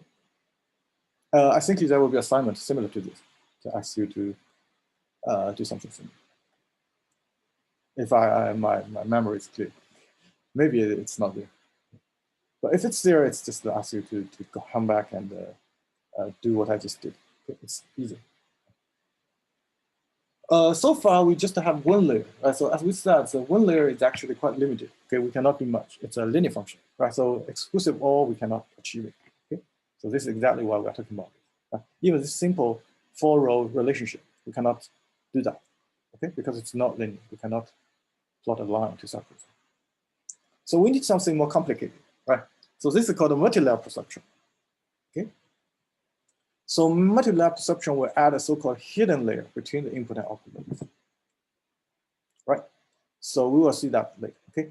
So multi-layer perceptron, okay, MLP, which you may hear maybe Scikit-learn or something, you will see it again, right? MLP. What is that, right? It can implement non-linear discipline, okay? Now it doesn't have to be linear because there's a hidden layer. We will talk about later, okay? And you can do also non-linear regression. So what is that? So basically, it's just a stacking two of the one layer structure together. Okay, so this is the dense layer as here, and then you have a dense layer at the top. Okay, so this is fully connected. This is also fully connected. Right? So basically, you have two layers. Basically, the same kind of dense layer repeat twice. The only difference is in the middle layer, you add some nonlinearity, which can be sigmoid, it can be ReLU if you know what is ReLU, liquid ReLU, etc. Okay, a lot of them. Okay, and tan edge, etc. Okay, I think assignment will ask you to derive tan edge. Okay, tan edge and sigmoid.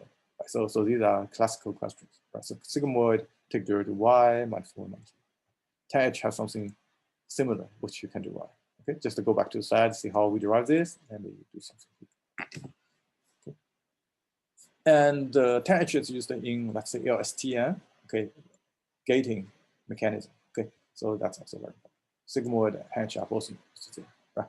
But between here, these days, between dense layers or between convolution layers, people find the best activation is ReLU. Okay, it's really not sigmoid. But for the teaching purpose, we will just use sigmoid. Right? We stick to sigmoid, so you know what it is. Right? So it's easier. Okay. Yeah, let's take a look at if we have this relationship. Right, so this is what we said. It's a nonlinearity is added by just the sigmoid of this level. Okay, this is called activation function on the output of this density. And then using the sigmoid input, right, to go to another density. Then finally you have this y for classification or for regression. Okay. So let's mathematically describe what it is. Right. So basically, you have a hidden layer in the middle. We call it Z. Okay, these are Z. So in general, in machine learning, something hidden, latent variable, hidden variable that capture what you will see, observation. They are all using Z. Okay, latent variable, hidden layer, etc. Okay, it's the capturing what you see. Right? So let's say in object, like those common filters, those kind of those location tracking applications, right? Hidden Markov model, they are always a hidden layer in graphic models, right? So what you see is reflecting this hidden state. Okay, so we'll always use it. So here's the hidden layer is Z. Okay, it's taking a sigmoid of the density of the input X. Okay, this is the inner product. This is Z's edge. Okay, so basically this is one particular point here. Okay, it's the weight of this Z times the input. Okay, we can write it something like this. We see it again already. And these hidden units must implement a nonlinear activation function, right? It can be sigmoid, it can be a hyperbolic tangent, which is tan edge, okay? And or else it's equivalent to simple perceptron, right? The reason is very simple. Recall that previously what we have is y is equal to wx, right? So this is what we do. Now we are saying that we have two things, right? So z equal to wx. Okay, these are the vectors. And we have y is maybe another weight matrices, maybe u, z. Okay, now what is y? U z, but z is what? Z is wx. Okay, right. Then basically you can treat it as another weight matrices, maybe w. Oh no, v. Okay, times x. Right. So it's still a linear function. It cannot do too much, right? And we have to do a activation function on this, right? So actually, I think if you talk to machine learning or you from here and there these days, neural net is so popular, you probably already see this, right? So hidden layer activation.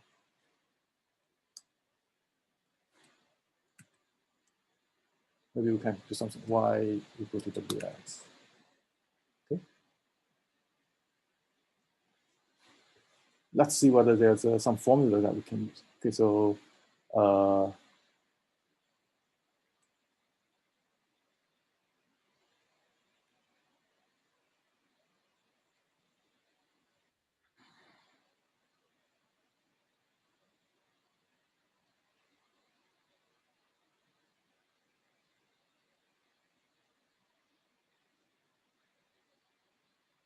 yeah, something like this. You can take a look at this. Okay, so this is usually our notation. Right? So here, like for this notation, we have a hidden layer which is b in the middle. Okay, the output is basically this is z, this is y. Okay, so we will do something like this. Right? So firstly, the input go to the hidden layer. So yeah, it's a little bit weird. So they use b here, but actually the blue one is edge. Okay, the hidden layer is equal to a linear of the input with a sigmoid function or ReLU function. Okay, here sigma usually is sigma activation function. Okay, and after sigmoid, it's nonlinear. Okay, and once it's nonlinear, then you time this edge. You know, let me see.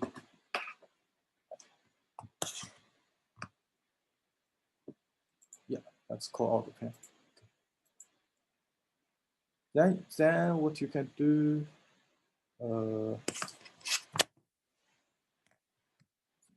You see this edge is exactly this edge. Okay, this edge is no longer W1x. Okay, it's a sigma W1x. Right. So this is there's no concern anymore. Okay, then you do W. So this is nonlinear, right? And this sigma is the activate function, right? So there you need to differentiate these two sigmas. Okay. So this maybe I can emphasize a little bit. Okay, I see some people do this, right? So the previous hidden layer, or you have any layers, like a convolution, you always add an activation function. But you should stop there at the last layer. The last layer, you add sigmoid only for like a, because of the softmax or sigmoid for binary classification. This is for classification purpose. You want to get the probability vector, okay?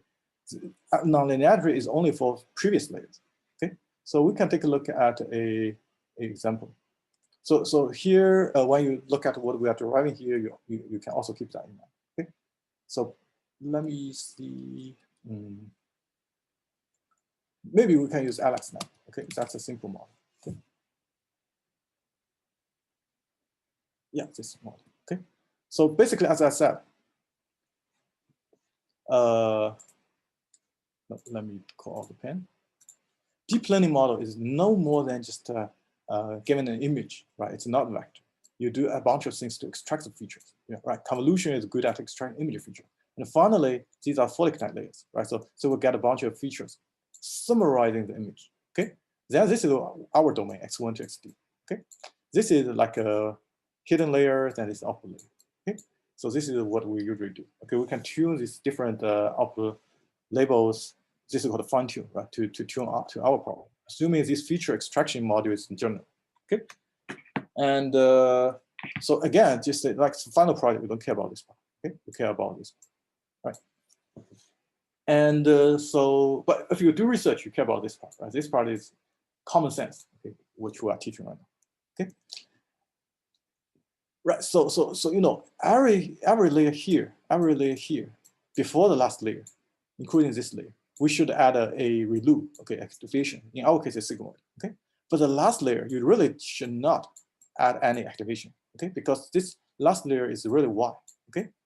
You only add activation if you are doing classification, because after taking softmax, it's the probabilities, right? So then you can do one-hot encoding, do the cross-entry loss, okay? If you are doing regression, you don't even need the sigmoid, okay? So these linear scores are already the regression value, right? So this could be, let's say, the object detection, right? So you have a cat here, you have a bounding box. This could be X, Y location in the image, right? And the width and height, okay? These 4 values, right? Any questions? Again, so what we learn is actually useful. Okay, so everything, so this part we are teaching is very useful if you want to go to deep learning, okay? Well, let's say we have recently there are other models, right? It's a graph convolution net. Okay, so if you look at graph convolution net, I think there will be some explanation in good models somewhere. Let's see.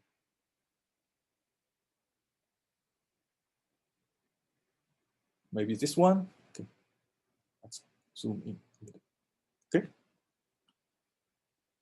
So again, in this kind of data, your input is a graph, right? Then you will have some graph convolution feature extraction, blah, blah, blah. And the final layer is, again, x1 to xd. And then you do classification with softmax, cross entropy loss, I do regression with mean square error, okay? And there are a lot of other errors, by the way, right? Chip loss and focal loss, etc. right? So there are a lot of other errors, okay? But these two are typical. You need to know these, right? You don't care about how these previous layers are unless you learn deep learning, right? Or you already know this, they can extract very good features in the pre-trained model. Then you just attune the last few layers, okay? You can add a one fully connected layer, FC layer, or dense layer. They're the same thing. This is what we are teaching. You can add multiple, okay? So it's nothing more than just extracting your features from graph or from image, etc. okay? This is deep learning, okay? Learning the feature extractors from your data, right? And even for, let's say, if you look at LSTM, okay? This is a sequence model, right? It's again the same. So if you look at here, okay? This is called a bidirectional LSTM, right? So you have a bunch of sequence of X, right? Now these rows are time stepped, right? And those are row active. And then you extract. So finally, what you get are these LSTM output. These are two feature vectors concatenated together, right? So after that, right, from a sequence data, you're extracting those features, okay? This is forward or backward feature, x1 to xd, okay? And then you add another softmax and then go to y, okay? This should not be activation rate, by the way, okay? This should be the softmax for classification. Regression, you don't even have this, okay? I think they don't have a clear concept here, right? So basically, that's why what we are teaching today is so important, okay? And yeah, basically, this is common sense in deep learning if you want to study deep learning, okay?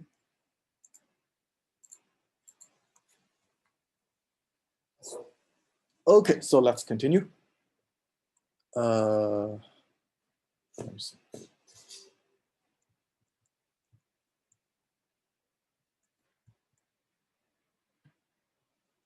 All right, so here, so Z is a hidden layer taking this from the input layer, okay? And sigmoid is differential, right? So we can take a chain rule, okay? We'll see that later. And now that you have these Z, right? They went to the edge, okay? They went to the big edge. We have each Z we get. Then we can do another dense layer, right? So we cannot use W because our W is used here. This dense layer we use V, okay? We get another Y, okay? And for regression, we just use the linear outputs, okay? Only when you use classification, you use sigmoid for binary classification and the softmax for, more than one class, more than two classes, right? So this is what we say, okay? For each previous layers, you should always have activation function to add the nonlinearity. Okay, the more nonlinearity after each layer, the more descriptive the model is, okay? But the last layer, if you still see softmax or sigmoid, right? So softmax should always be not activation. Activation is sigmoid, okay, or ReLU. You see sigmoid, it's only because it's for binary classification, right? So you want to translate your probability into a positive, negative class, positive class probability, okay, to do the back propagation for the loss. Okay? It's not really activation, okay? So this sigmoid in the last layer is translating your linear scores into probabilities to do, cross entropy loss, okay? If you do regression, you don't even need that, okay? So you don't see a sigma here, right? So you see a sigmoid here, okay? You don't see a sigmoid here, right? Yeah, any questions?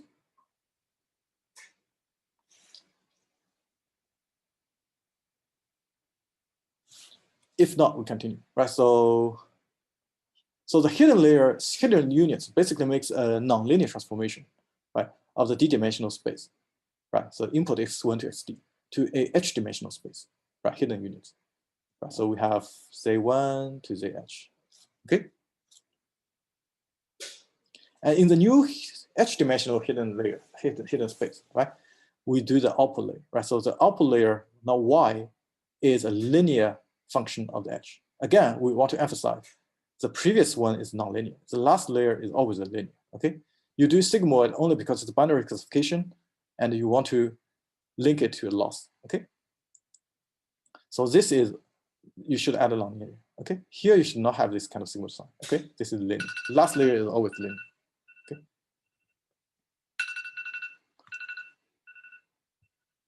Yeah, I think next time when it calls, we will take attendance. Right? Yeah, so far we only have one hidden layer, right?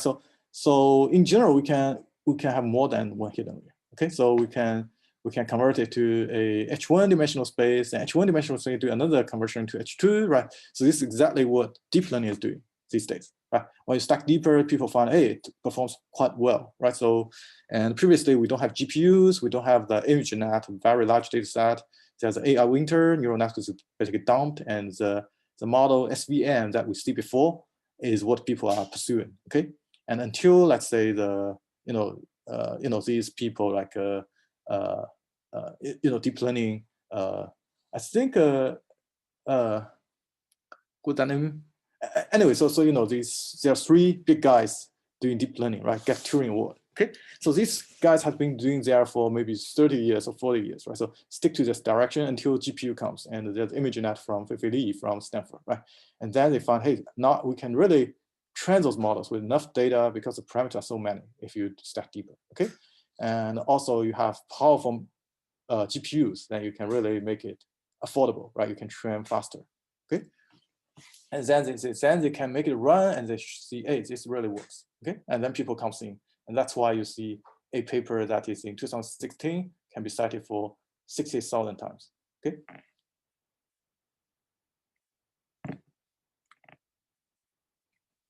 But again, as I said, so these things are hot these days, but who knows, maybe 5 years later, it will just become a Microsoft Word, right? So everyone should know it in computer science, okay?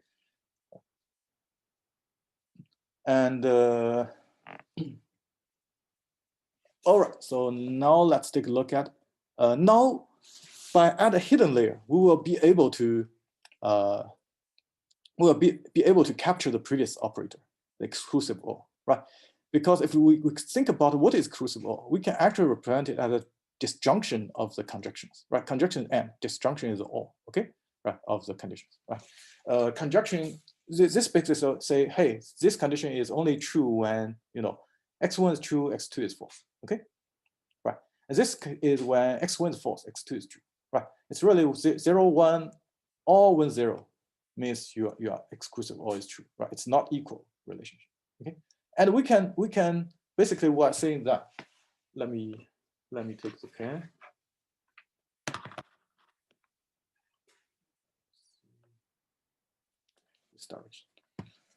Basically, we are saying that we will we'll do something like this, okay? This thing can be implemented by a bottom layer neuron, right? So this, okay? And this thing we can implement by the second perceptron, right? This perceptron is for this guy, this perceptron is this guy. And then we have another OR relationship, right, on top, and we get this guy, okay? So these are the two features we extracted from here, okay? Right, and you know that AND and OR each can be represented by this kind of linear function, right? And then you stack them, right? Then this, with one hidden layer, we can really represent this, right? Let's look in detail into this, right? So let me clear this a little. Right.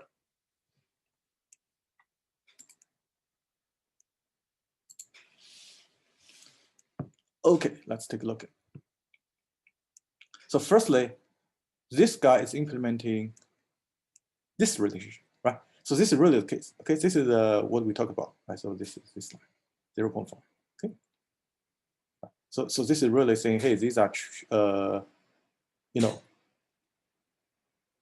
me see how to say this. Oh no, this is not it. So this is implementing this line. Sorry, let me clear it.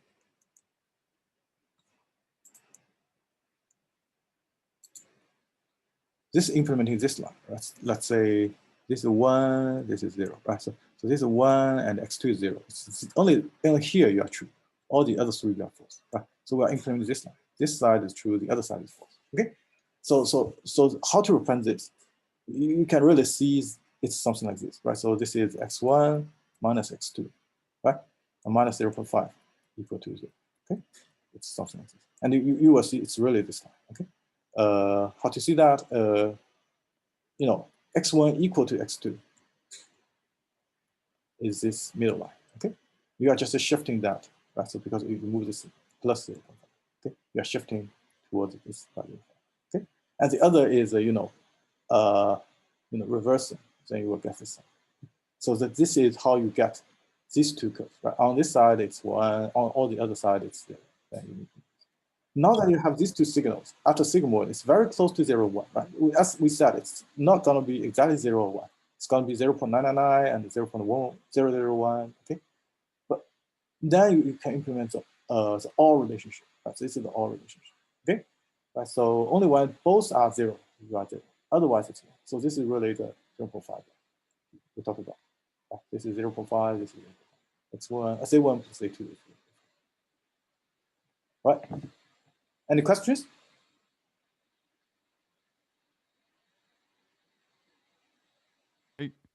I've got questions about the homework, but I'll wait till the end. Okay. And yeah, so there's a conclusion from learning theory. Okay, we will not touch these too mathematical, too theoretical. Okay, students don't like it, but let's see the conclusion. Right. So the conclusion is very simple. For arbitrary Boolean functions, it can be represented. Okay, by this one hidden layer neural network. Okay? And this Boolean function can be extended continuous case. Right. So we are saying that this kind of table, I think the true value table. Right. So this kind of table can be continuous. These values don't have to be 0, 1. Okay, they can be totally continuous. Okay.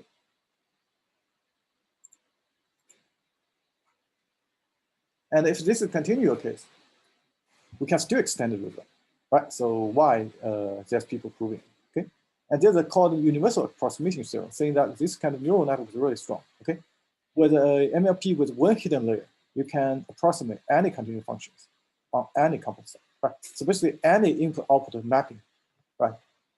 Basically, as long as there's a map relationship between y equal to fx, okay? This f can be learned. As long as you make, let me see, where is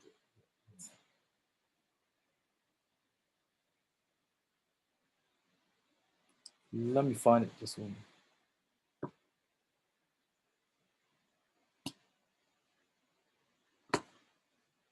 Why I cannot get my mouse to, I think we will just go to,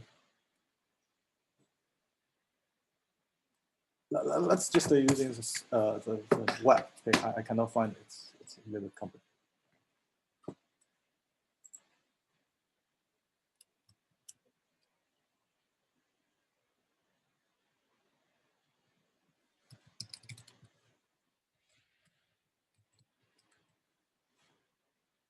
Okay, so this is a hidden layer, right? So let's just find the one hidden layer example. This one. Okay. Yeah, I get my mouse back. Oh, this is already 2 hidden layers. Let's look at this one hidden layer, right? We are saying this, right? So this 2-layer neural network, because the input layer is given, right? So this 2-layer neural can implement any this kind of function. All the requirement is that, so if you have sufficient hidden layers, okay, hidden units. Let me see, is this mentioned here? It's not mentioned. Basically, this is what they are talking about, okay? So you see this P1 to PP, right? These are hidden units, hidden neural, okay? If you have enough, let's say 1 billion of them, basically you can almost describe anything, okay? This is the conclusion from learning set. Any f from x to y, you can learn, right? But again, this is super time consuming, right? You know, the dense layer, you know, it's a matrix multiplication. Your H is too big, it's unacceptable. So these days people are stacking deeper, and people find that stacking deeper is also very powerful. right? You add more nonlinearity after each layer. Okay, nonlinear. Finally, the last one should always be linear. Okay.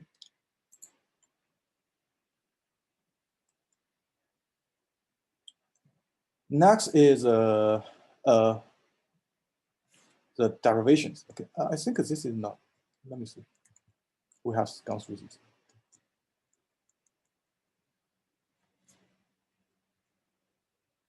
Okay, next is now we want to do backpropagation. We want to take gradient, right? The important thing we need to keep in mind are what are the things we are learning, right? So these link strengths, these link weights, these are what we are try to do gradient standard lenses. Once these are defined, then given x, we can propagate to y. Okay, so these are really our target. Okay, and let's see how we can learn these things using gradient standard. Okay, so firstly, we want to learn hidden to output width, right? So this is a hidden to output width. This is V. Okay, this is what we want to learn, and then once we have that, we will continue to learn input to hidden weight. Right? This is input to hidden weight. Okay, and in order to do that, we will use chain rule to do that. Okay, let's see why we need chain rule. We know that we usually do a loss function on top of y, right? So maybe softmax, cross entropy loss, etc. Okay, this is what we want to minimize. Okay, right, and in order to minimize it, right? So we just take a gradient. Let's say this is a loss function. Yeah, we take gradient. We want to take the gradient to each of them, right? So to go to VIH. Okay, so this is pretty simple, right? So once we take gradient partial derivative to VIH, the previous value of Z are already there, right? So we can directly use them. Okay, this is like in the traditional logistic regression. Okay, so this is a simple case. Okay, so the complex case is really if we want to take this L from here all the way to this WH2, right? How can we do that? So the trick is this, right? So firstly, we know how to take derivative to this hidden layer, okay? Hidden layer. And then using chain rule, we take this hidden layer further to this W, okay? So here's the logic. So this error function, take partial derivative W. And the first step is we take partial derivative to Y, okay? Y here is this, right? So because there's a loss function to Y, okay? So maybe softmax. And then Y pass it to the hidden unit, Z. Okay, and then we know that Z is a function of an inner product with W and X. So we have this part. So this is chain rule. Okay. So here's our chain rule. Now let's take a look at how to compute it. Right. So you know that here we are considering regression. Okay, regression we directly using the linear scores. Right. So we compute the real value minus the predicted value and the mean square error. And the last time we have shown that the update, actually it's very interesting that using mean square error, the result, okay, here, the formula is almost the same as if you do classification, right? So the only difference is this real value is given real value. Well, classification, we are doing one-hot encoding. This is 0, 1. Regression, this is the real value, okay? Regression, maybe a temperature, okay? But the form of the function is almost the same. It's just that the classification is an indicator value, okay? So we will skip the derivation because it's in the previous slide, okay? How to compute it. But we do want to tell you one thing, right? So this thing also hints something else. Let's take a look at this, right? So this is Y, and you have a V, and go to W. Okay, this is hidden. Oh no, this is Z. Okay, right. And you think about their relationship, right? So if you look at a particular item, this is Z1, V1, plus Z2, V2. Okay. Right. If you take partial derivative V, you get Z, right? At the last layer. If you use chain rule, the last one on the chain. Take a derivative V2, right? The coefficient Z2. Right. Similarly, if you take a partial derivative Z2, right? So previously is the same. Okay. The last time you take the last part of the chain rule, you take a derivative Z, right? So the coefficient B. Okay. So they are kind of symmetric, right? Because they are timed together. Okay? So you know that if we have something like Z, this will be V. Okay. So we are using this computer. I have a question. Yeah. What's the question? Just if you, yeah, here. Just notational question I have. This the gradient. This is the gradient of Vs, right?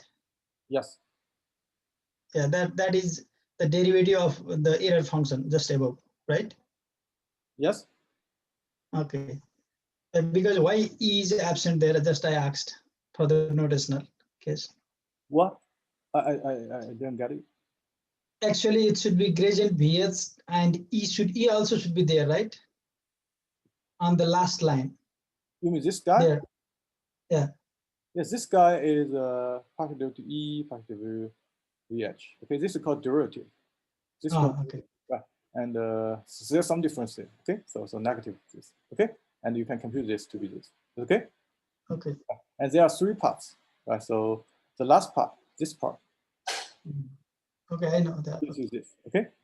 Thank Right, you. because this is ZH times VH. Right. So you can equally say that if you have something like here, this is ZH, this will be VH.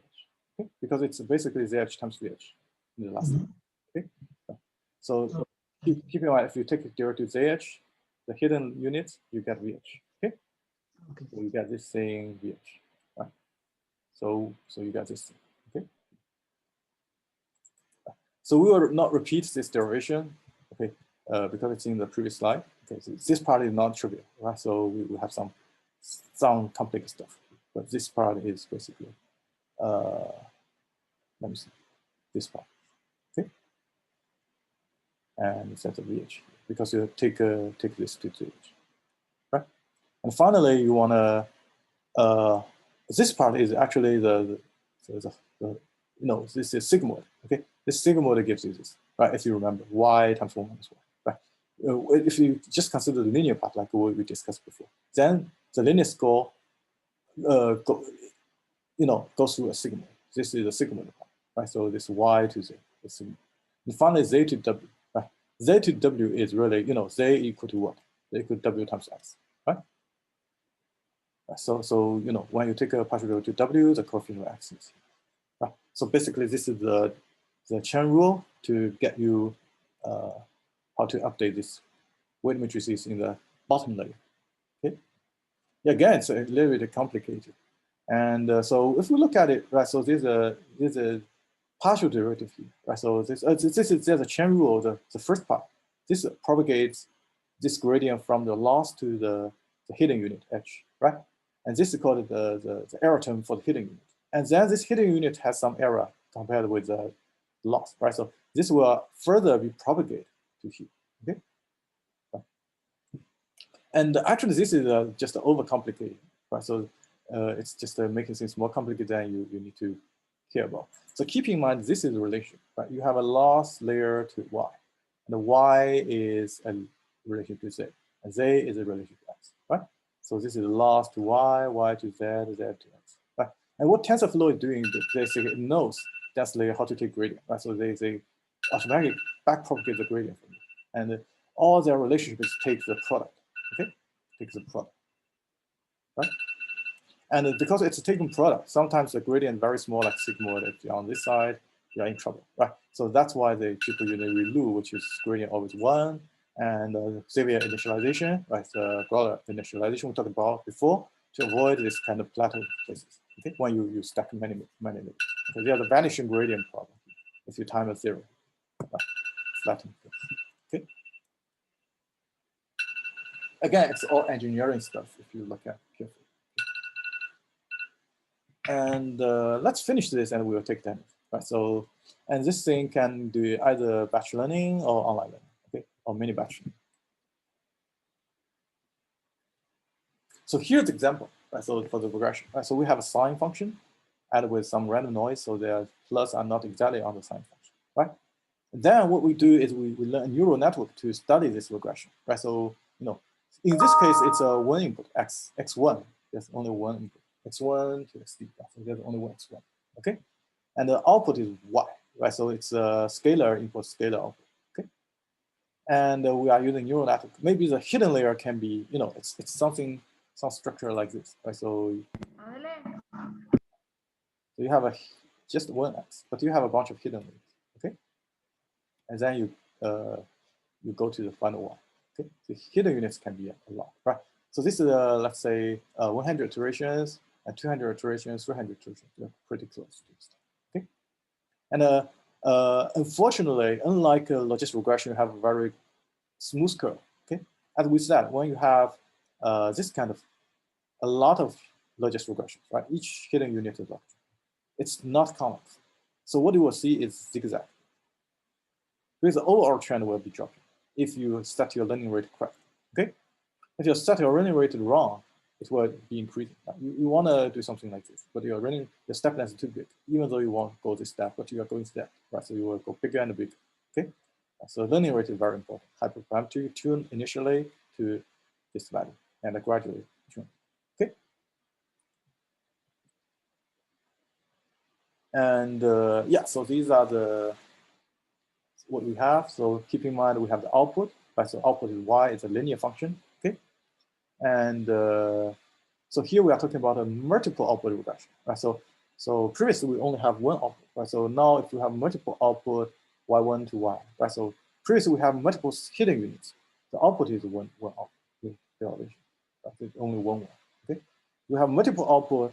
It's kind of similar, right? So we will skip this complication, right? So the only thing you need to keep in mind, the difference is that now the y has a I, right? So because we have multiple y, okay?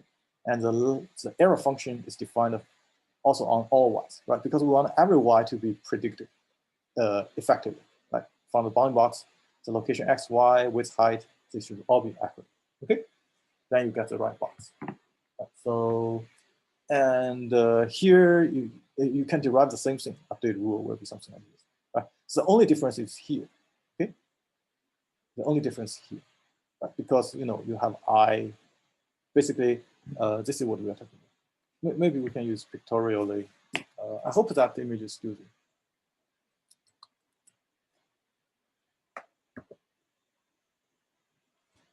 Yeah, this is true. Okay. Previously, we only have, let's say, we only have one y. Okay. Now, now we have many y's. Okay. Let's go this way. Now we have many y's. Each y will backpropagate to your w. Right. So, for example, if you look at here, so just to give you some high-level idea. Okay. So, let me see. The pen.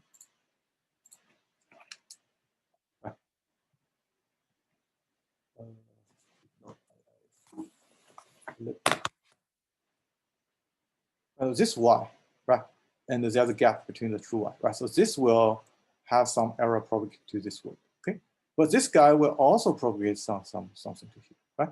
So it's a summation over there, okay? This is more layers will be more complicated, right? So but again, using chain rule, you will get it, right? So that's why TensorFlow is making it automatic. Right? So if you have deep layer, you will not do this kind of derivative yourself, okay? Yeah, so that's why each y's error, right, will propagate. So there's a summation. That's the only difference. Okay? You can derive that yourself, and you will see it. So the key reason is actually very simple, right? So your loss is defined as a summation. Okay, the loss is just a summation of individual parts. Right? Different y are independent. So here this is also a summation. Okay. So the algorithm, you can read it offline. I will not go through it, and it's just implementing what we just discussed, right? And the output, if you are doing classification, right? So remember, discrimination is just a classification, okay? And so usually discrimination is a binary classification, so we need to emphasize this is not multi-class classification, okay? So in that case, we will compute the posterior is softmax, right? If you have multiple classes, and then we do this is cross entropy loss, right? So this is cross entropy. But again, so we, this is error function for classification. Okay, softmax cross entropy, right? And you can also do the derivative. It's the same. Okay, this actually is also shown in our previous slide. Okay, so the last lecture. Okay, softmax, the derivative result is the same as the regression, okay, for mean square error, okay? The only difference is that in classification, this is an indicator variable for the ice class, 0 or 1.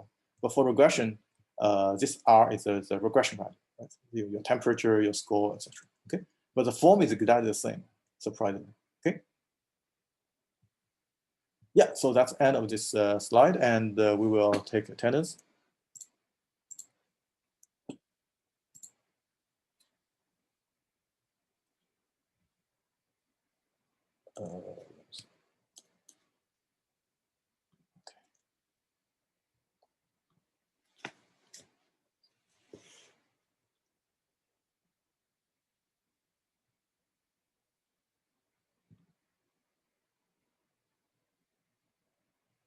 Vikram. Vikram, are you here? Zhiying Lu.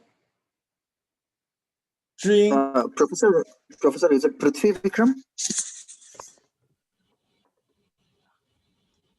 No. Sorry, no.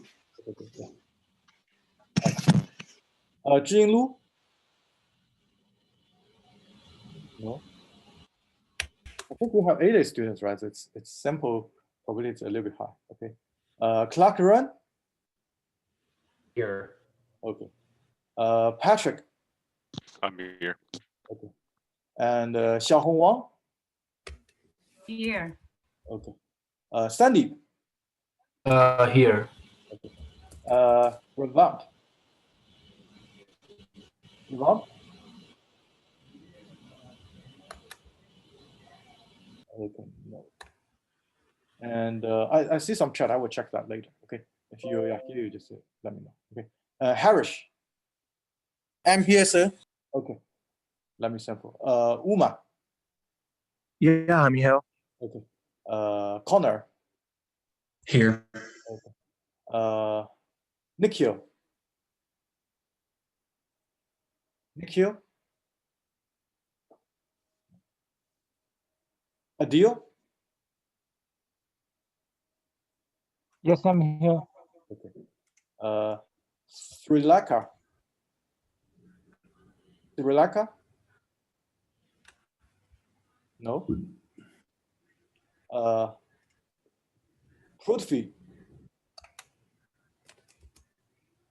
Prithvi. First, I know, and I will check the chat. Okay. Kai Wen-he. I'm here. Okay.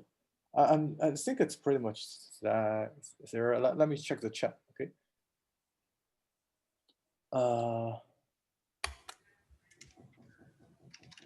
Lucy, what's your full name? Can you type your full name? Because I'm checking later. It's not exact match. It's a little bit difficult. Okay. I think here we should. Okay. Let me see.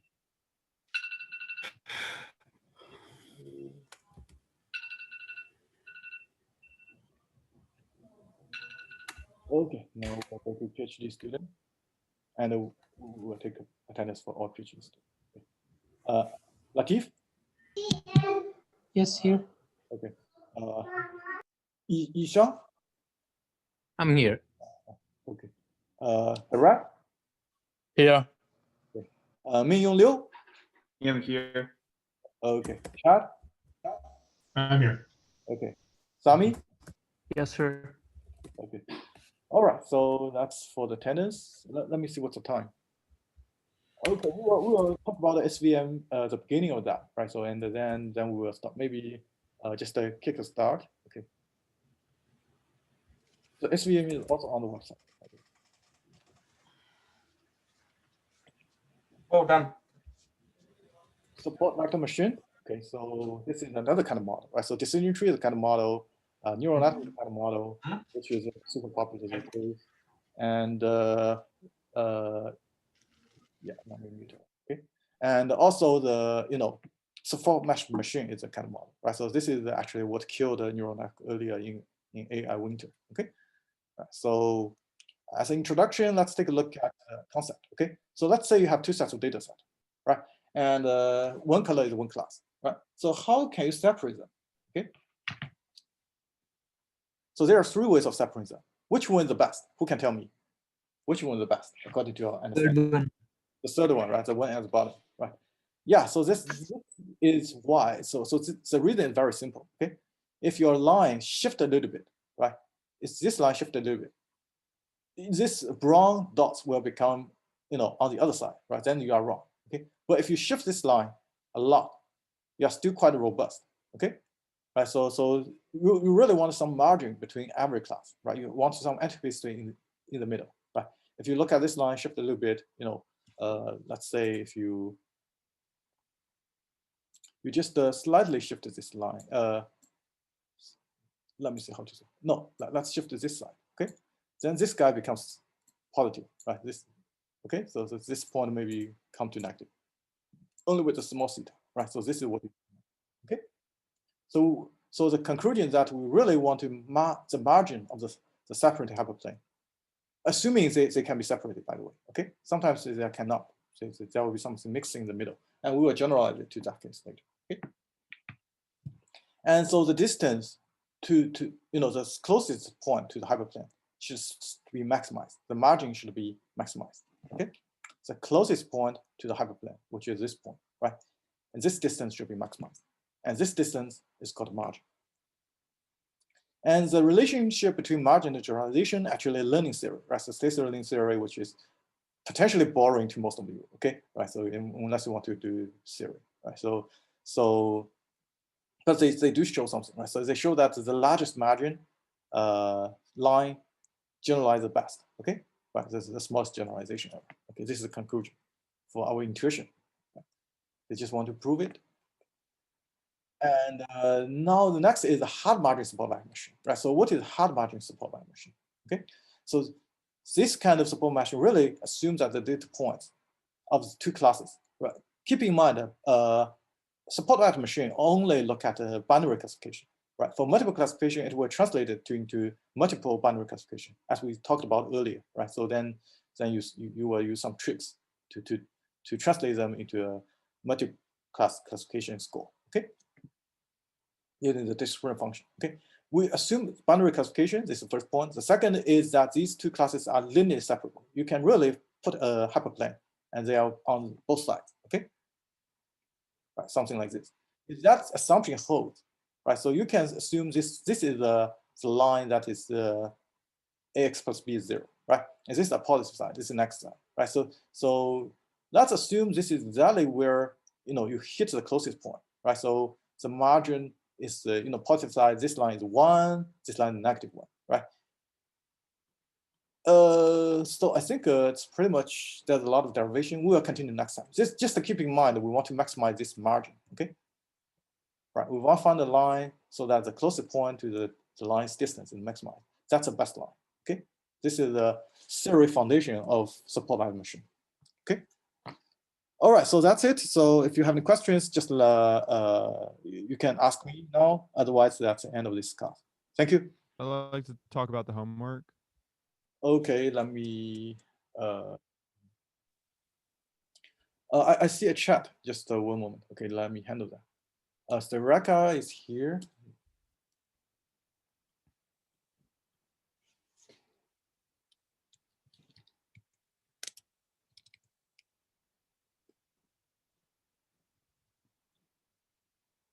All right, so let's go to the homework assignment. Yep. Okay. And so I'm reading this one. I'm reading the CS slides. No, it's assignment 4, logistic regression with Newton's method. Yeah. Okay. That one. Okay, so I was reading up on the slides, and it showed this one. We have to do a gradient. Yeah, we have to do the gradient and the Hessian. So, if I'm correct, so I was wondering how we would implement derivatives in Python. I've never done derivatives in coding. Oh, okay. So derivatives. Let me see. So you are using this. Let me find the file. Okay, just a moment. let's go to syllabus, maybe then. Parameter estimation. You just follow this definition. Okay, so why it's not? Multivariate. You just follow this definition, right? You will get it. It's okay? Okay, there's the vector gradient. Let me make sure that Auburn has that. A file is called vector calculus. Yeah, so and you have the Hessian matrix, right? You need the vectoration, and each element you can compute like this, and you can put into a NumPy array, and then you can compute, right? Okay, I don't see that math file. I'm in the Auburn section. I don't see the vector. I don't see the multivariate calculus. Oh, I see. So actually, I send the file, but I can send the file to Gopi again. Don't worry. Okay, I will send that. Okay, that Okay. sounds good. So that defines. I know how to do. Okay. Okay. So I know how to do the Hessian essentially, and then in there I could look how to do the gradient, which would be essentially one partial derivative instead of two partial derivatives. Yeah, Peyton, it is there. I'll let you know where it is. Yeah. Okay. Oh, okay. Appreciate it. Another thing is that if you look at the assignment file, I think we have the homework, right? So let me see where the homework. Yeah. So if you look at this homework, and if you look at question number 4, right? It's exactly the gradient and the Hessian are here, right? So basically, we ask you to do the Hessian matrix, right? Which is based on the gradient, and the gradient, each element is here. Is okay? Basically, we ask you to use this formula in assignment 4 to implement the gradient Hessian, and then using them in NumPy function to compute the updates. It's okay? Yeah, you can use MATLAB also. It's similar. Okay. Okay, I was gonna use it in the Jupyter notebook. But yeah, I'm talking about the one with the breast cancer database. Yeah. Yeah, so that's just X, right? So it's a row, and I remember there's a 4 or 2, right? You translate them to 0 and 1, right? So 1 is a benign, 1 is okay. So you do a NumPy replacement, so then you have 0, 1, and you can do that. Okay. Yeah. Okay, got it. So mainly we need to implement this Newton's step, the gradient of xn. Yeah. Or yeah, you can use MATLAB because everything is matrix or vector. Right? So if you go beyond that, you probably want to use NumPy, and because matrix, MATLAB is a matrix focus, right? It's 2-dimensional. Okay, it's tensor. Then you need to use some like a tensor toolbox in MATLAB. Right? So that's why we recommend Python. Okay. Okay, yeah. Well, I was planning on using the Jupyter notebook, so I would just import NumPy and research how to. So Jupyter notebook you can work with also MATLAB and R. Okay, so that's why it's called a Jupyter notebook. Previously it's called an IPython notebook. Right? So as long as this kind of interactive language, they all support. Okay, but I think you can use any one you like. Okay, yeah. For this assignment, we don't require Python because it's, assignment finish it. That's it. Okay. Okay. Yeah. Any other questions? The implementation, must it be just on the notebook, or can you use something else? You may decide. You can have a .py file or a .m file, right? So both are fine. Okay. I mean, the .py file, then you tell TA, right? So have a Word file. Hey, if you run this, you will find this, and TA can take a look at your code. But Jupyter notebook file will be the best because the TA don't have to open the code and read it, right? So if you don't have any comments, that's where things get trouble, right? You do highlight where you compute the gradient, you compute the Hessian, and then you do the Newton method update step, okay? And where you do the convergence. But these are the 4 things that we are really looking at. It's okay? Yes. Okay then. Yeah. So yeah, that's it. Just keep in mind the previous assignment 4. If you address it, then basically, you know how to do it, right? So the gradient is already in the slide.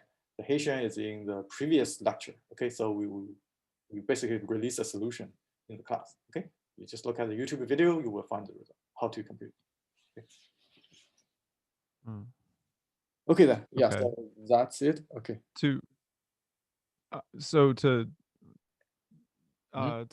find the gradient in the Hessian, it sounds like we'll be iterating through the data set and running that step, sort of like the online method you mentioned, where you're looking at one data point at a time.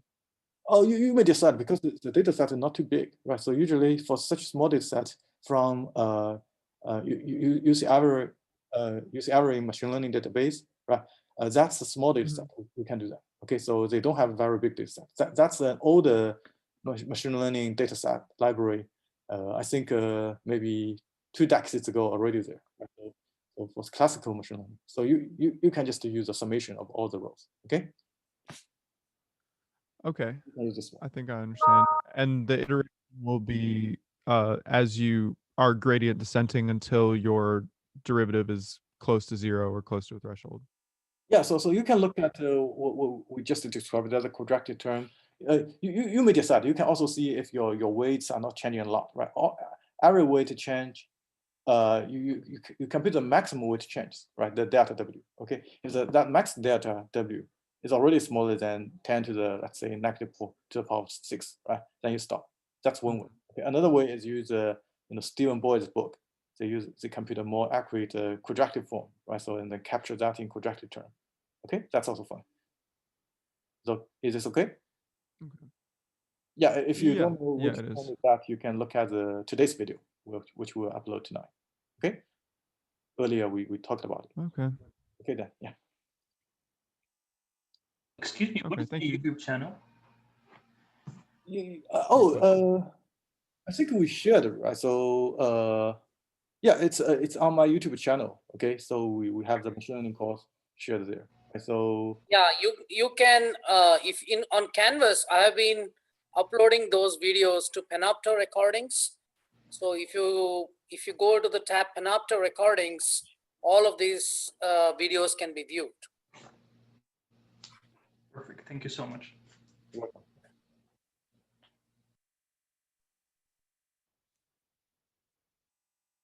Okay, so if you have no more questions, then I will get.